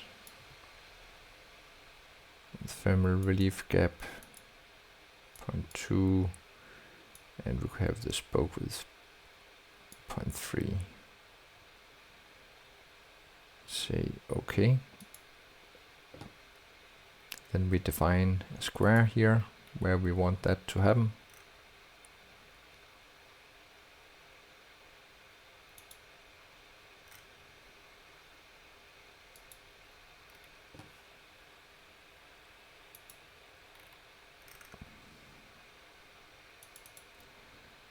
Alright, and then we can press B.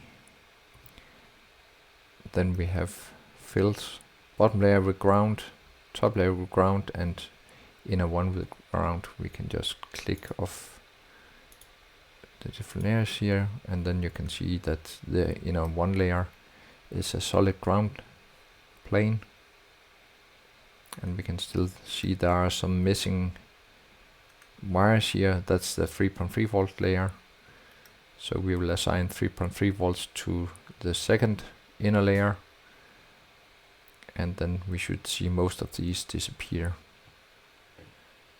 So we just say save again, and we can switch on the other layers, make them visible again. Then say place draw fill zones.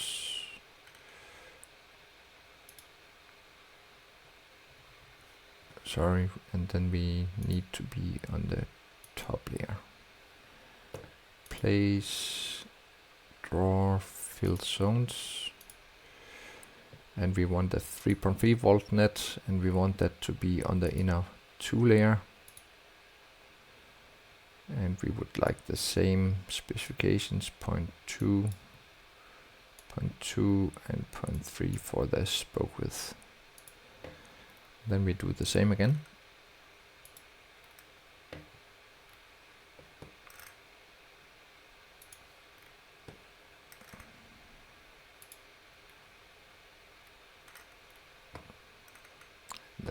home again. And then we can say press B. And now you see that the 3.3 volt net is connected.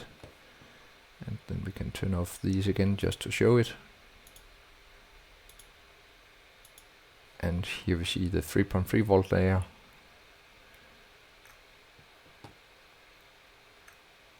And there's the 3.3 volt VS, they are connected here. And of course the ground VS, they are not connected. So this looks fine. It seems that all the nets that we saw earlier, they are now gone. And maybe I would like to delete these ones, if that's possible. I can keep them for now. Maybe this will give a problem later because they are very close to each other. Let's see if it gives problems. But we can enable all the layers again. And if you would like to see what goes on a bit more clear in the different layers, then we can say objects, and then we can say zones, and we can make them a bit more visible like this. And we can still see where the fills are. And maybe we should just move them up a bit still. And you see here there are some areas where there's not too much fill. We can always insert some more ground VS. Then if you have areas that are not covered and you would like that to happen, then you can just insert some ground VS.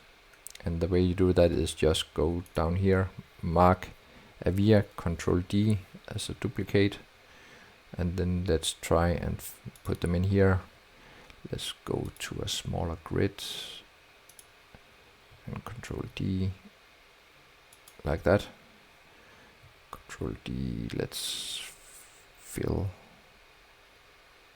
this, and then we press B, and then you'll do a fill again, and then you see now this area has also been filled with copper. And there's also a small area here, but that's so very small. We can just have a look on the back side and see if we are happy about the fill there.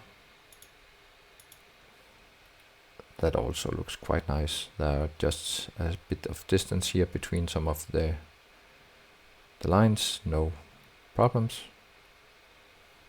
And we can press save.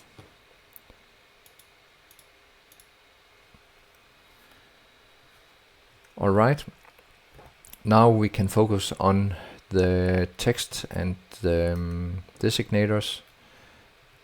Sometimes I remove the designators for the smaller parts, but I think we have plenty of room here on this board, so we can just try and adjust it and see how it looks. C4, I would like to rotate the texts like this, and R8 like that, and D4 could have that here. Switch to, can move that up here on top like that, and here we have R1.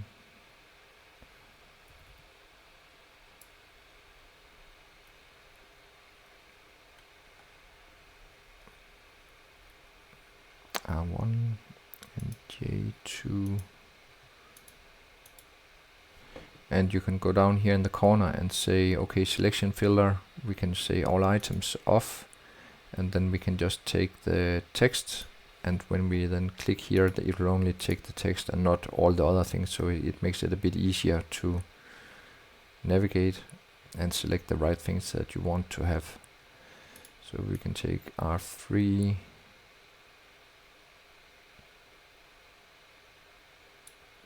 and R4,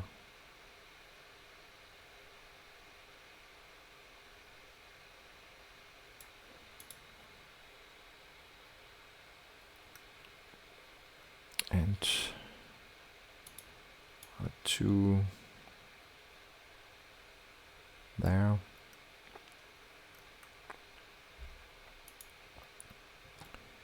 J1, and we can move this down so, or this one up. C1 is fine.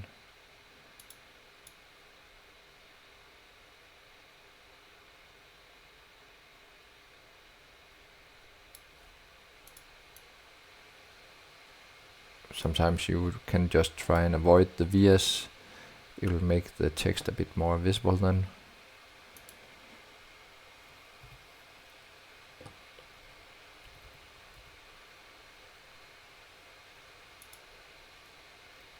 A9, that's also okay.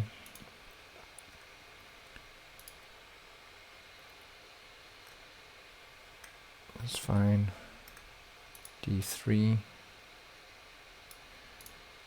C3 can be here. And R7, we can move that up a bit like that.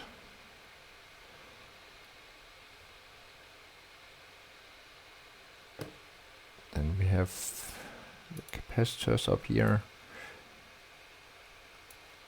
And we can move this down a bit here.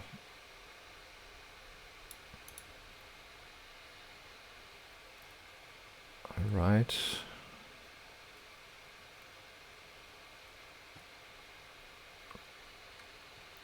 I think we could be happy about this. Maybe this would be nicer to have here.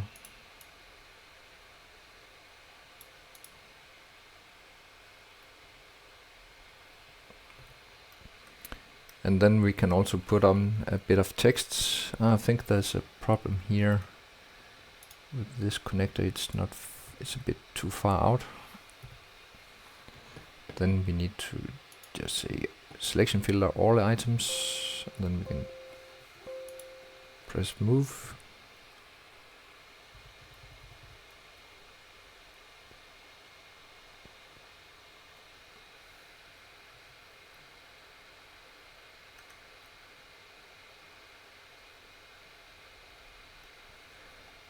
Move this in a bit, like that.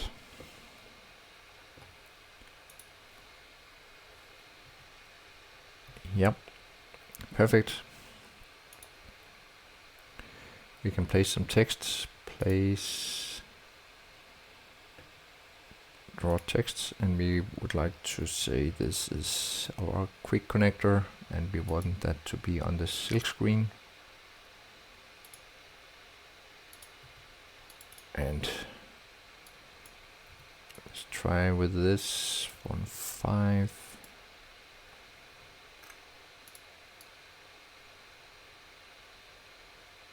This is a QWIIC connector.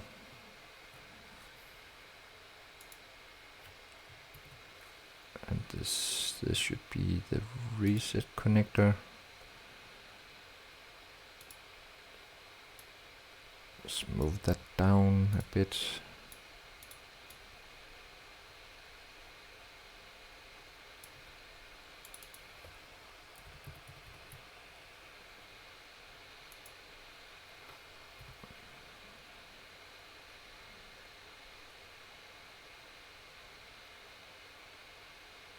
That.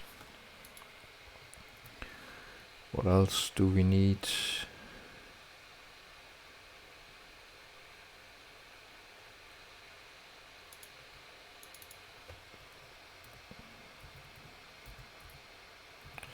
User switch.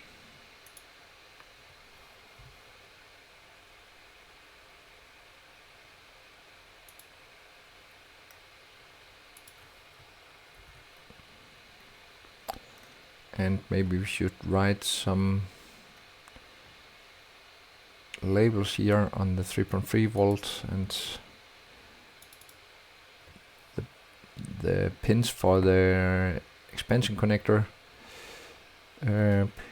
Plus 3.3 volts, and I think we'll need a smaller text here, 0.75.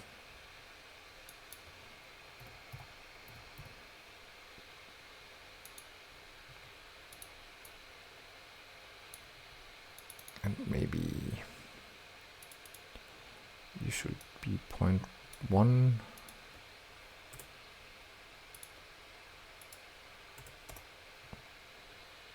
So this will be a bit too close to the edge, I think. And let's select texts. And we can remove the plus.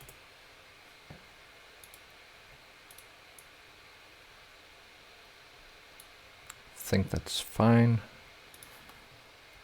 And then we will have IO10.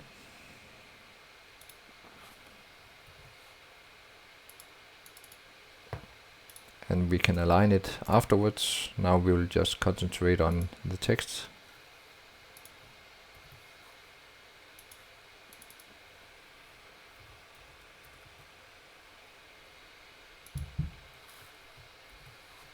And this is ground.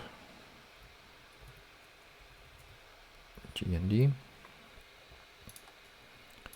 Then we can maybe just copy this to the other side. Control D, and let's take designator for the module and put it up here. And this is 11.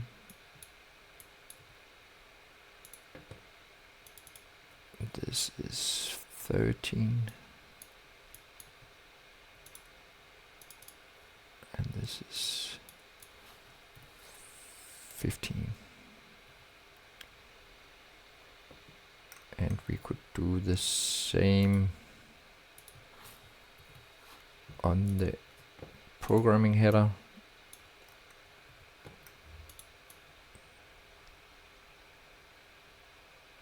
Like that. And we have ground there.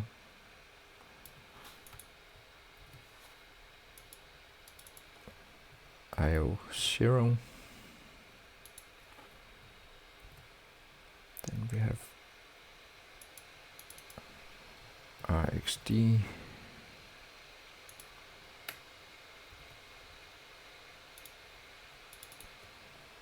TXD, and enable.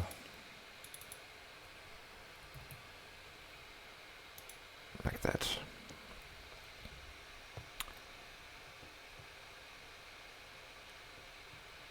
And we could write,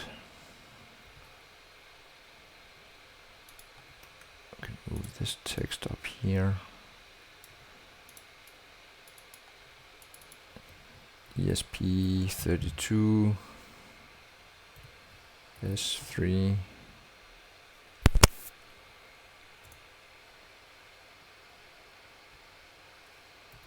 TestBoard.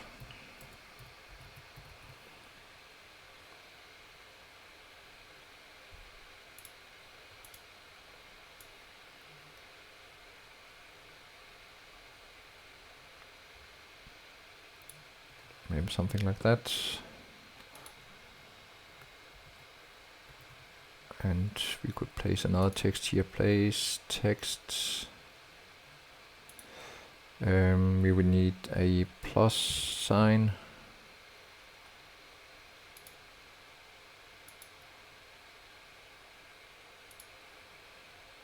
On the plus side. And a minus side. Sign.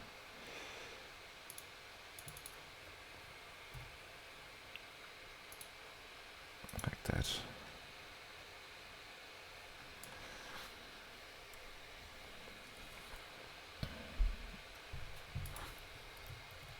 And we could just write made by Morten.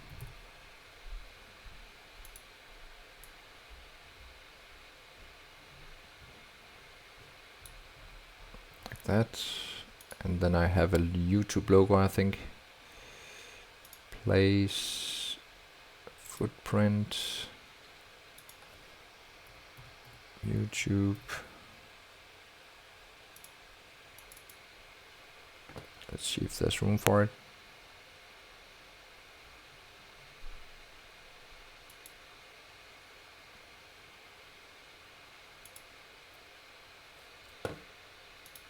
think that's fine.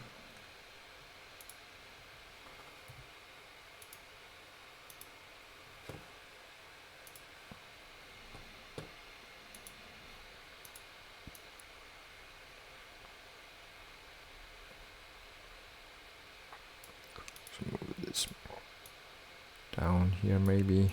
Let's see how that looks.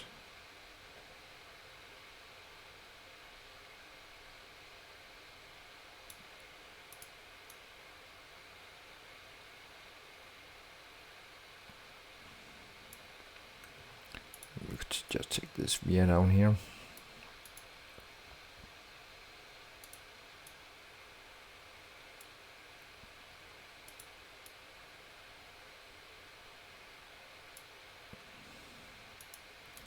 And there are no vias interfering with our commercials here.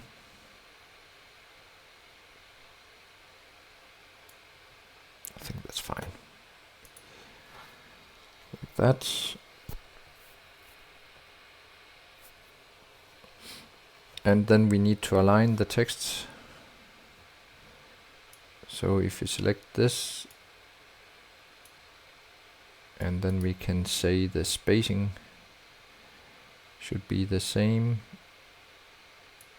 vertically, and then we can say align, and we would like to have it centered like that, and they just touch the frame here, so we can do the same for the other text. So let's just take the text again here, align, distribute, and then center again.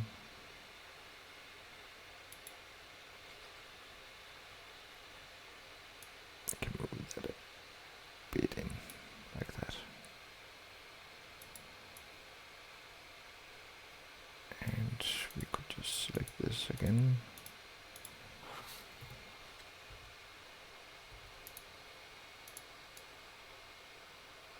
Yep, perfect. Do that over here as well.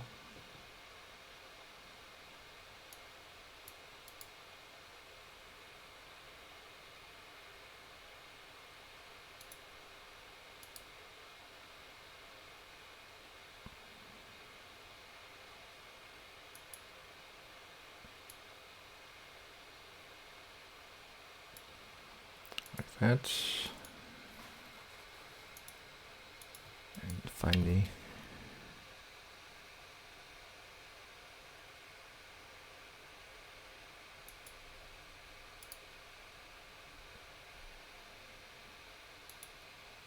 like that.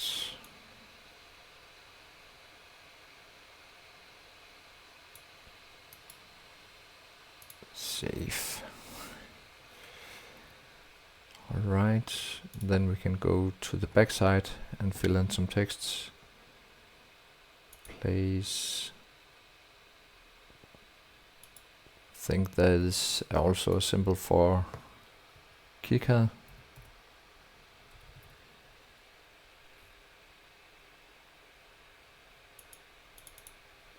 And we could flip that to the backside.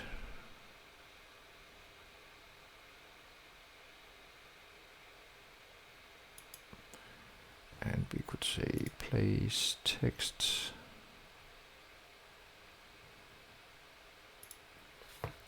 powered by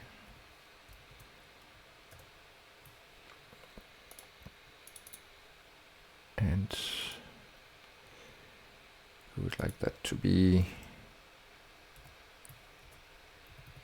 our sponsor, channel sponsor, PCBWay.com, and made by Morten.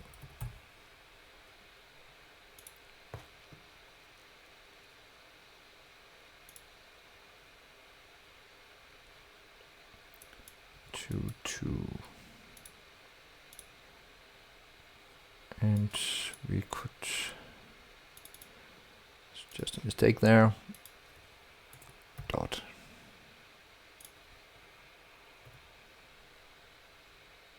Right, flip this to the backside.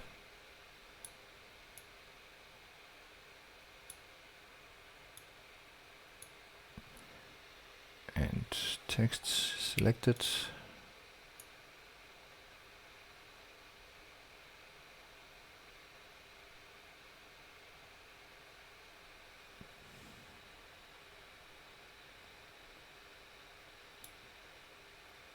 Yeah, and then we have the problem with the test points and all that, so we could just make it a bit smaller.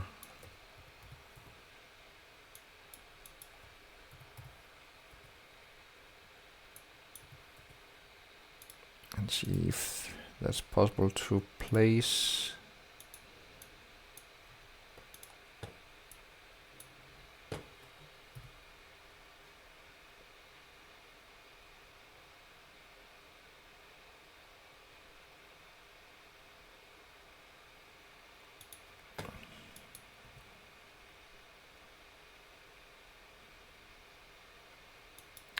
Something like that. And we can have a look in the 3D viewer.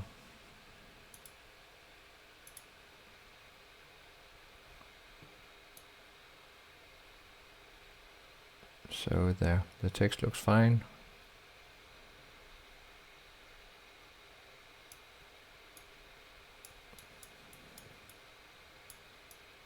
And we have maybe the logo should be, KiCad logo should be just on the other side, and we can also take that and put a bit further away.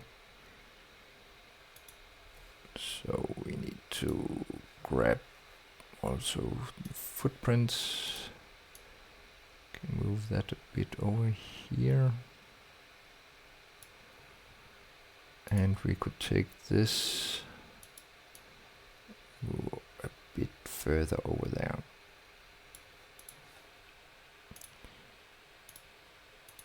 Have a look again.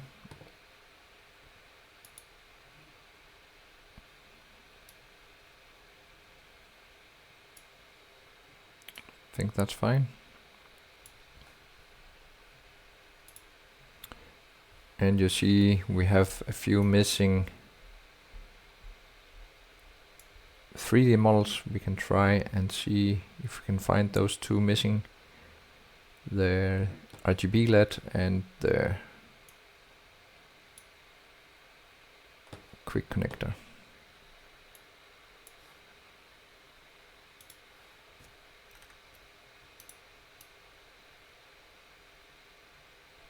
Like that.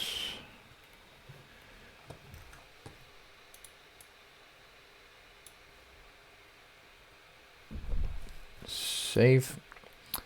And one more thing, you can see that there are some space here between the edge and the flood fill there. We can also change that. Board setup. And design rules. And we can just say change the cover to edge clearance to 1.1 millimeter. And then you see now we are closer to the edge here.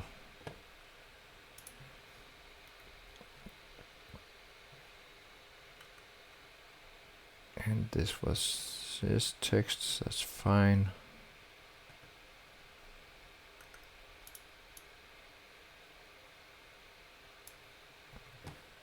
Like that.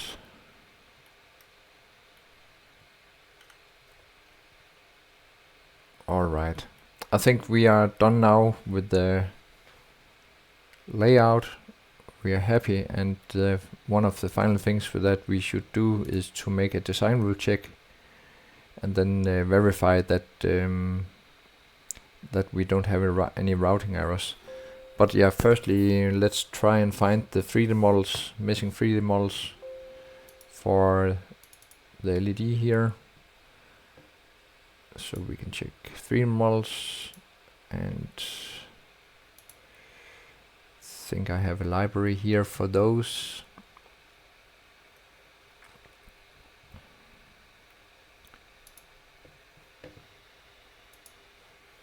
So this is the RGB LED.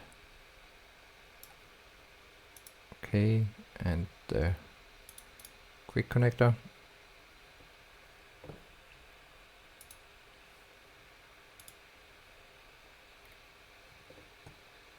And this is this one. And we need to rotate it a bit. Like that. And it's a bit too high.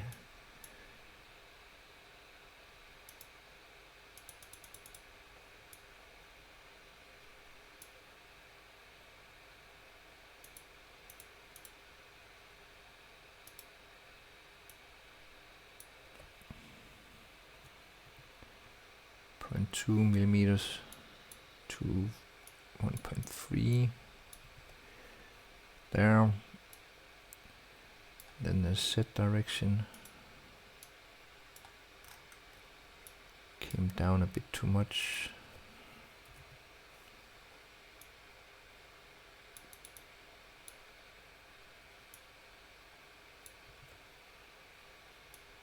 Yeah,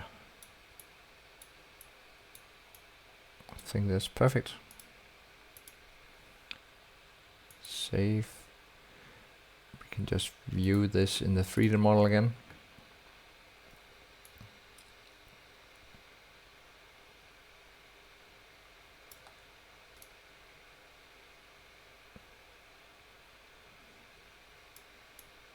So now we have all the 3D models are there. And I'm not sure, I'm not so happy about the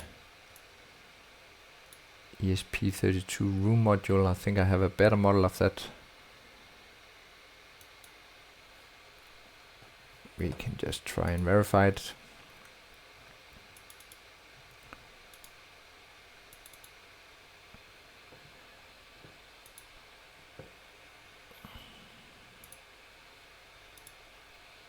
ESP32-S3, and then we can switch off the old one, and let's try and rotate it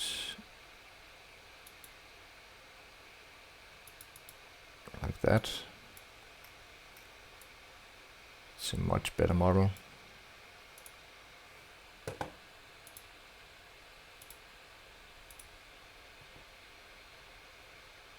Yeah, and of course now it's highlighted like that. Then if we switch off and it's not highlighted anymore, then we can see view again. And there we go.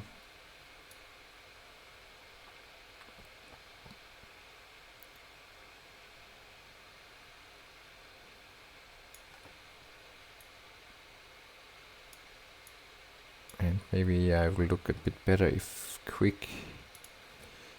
I think that looks a bit messy. We'll take it down here.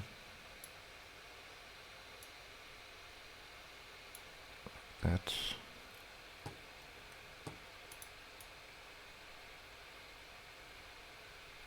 And like that. Alright, let's do the final check here. Inspect design rule checks to see if we have some issues with the board before we do the Gerber files. And we see some errors here. So that's here around. It says that the hole size is out of range. So these holes are 0.2 millimeters. And we have a constraint that says, okay, if we have holes that are smaller than 0.3 millimeters, then we will throw an error. But this is fine. We can ignore that because when we upload the PCB to our manufacturer, they will make 0.2 millimeter holes. So we can live with that. So no big problems here on the board. Close. And now we should be ready to make our Gerber data. And we say file, and we can just save our design now. And then we go to fabrication outputs, and we go to Gerber. Then we have this window, and we will just verify that we have the 4 layers here: paste layers, silk screen, and the solder mask edge, and that's fine. So we will just define where we would like to store our Gerber files, and we will just make a new folder here. Just call that Gerber, like that, and select it there. Choose folder, and yes, and then we say plot, and then we say generate files, or drill files, generate drill files, and generate, close. So now we have our Gerber files, then we can zip them and then upload them to our PCB manufacturer. We could also do the easy thing. I have installed here a small plugin for PCBWay. So if you just press this button, then it will generate the necessary files and upload those to PCBWay automatically. Here we just have to specify the layers. So that's just top, inner 1, inner 2, and then the bottom layer. Submit. And then here we have all the specifications already in. Detected 4-layer board, 45 by 45 millimeters.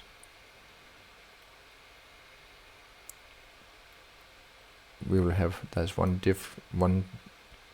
different design, FR4, and you can select in between different colors and different surface finishes.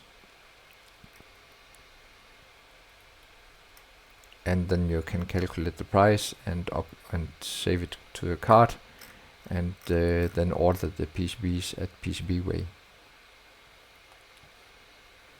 But we will close this for now and go to our design and have a final look, and press save again and view 3D viewer. And here we have the final design. I really hope that you enjoyed this small session and you are ready to try out and make your own boards. So yeah, good luck, and see you soon, and bye for now.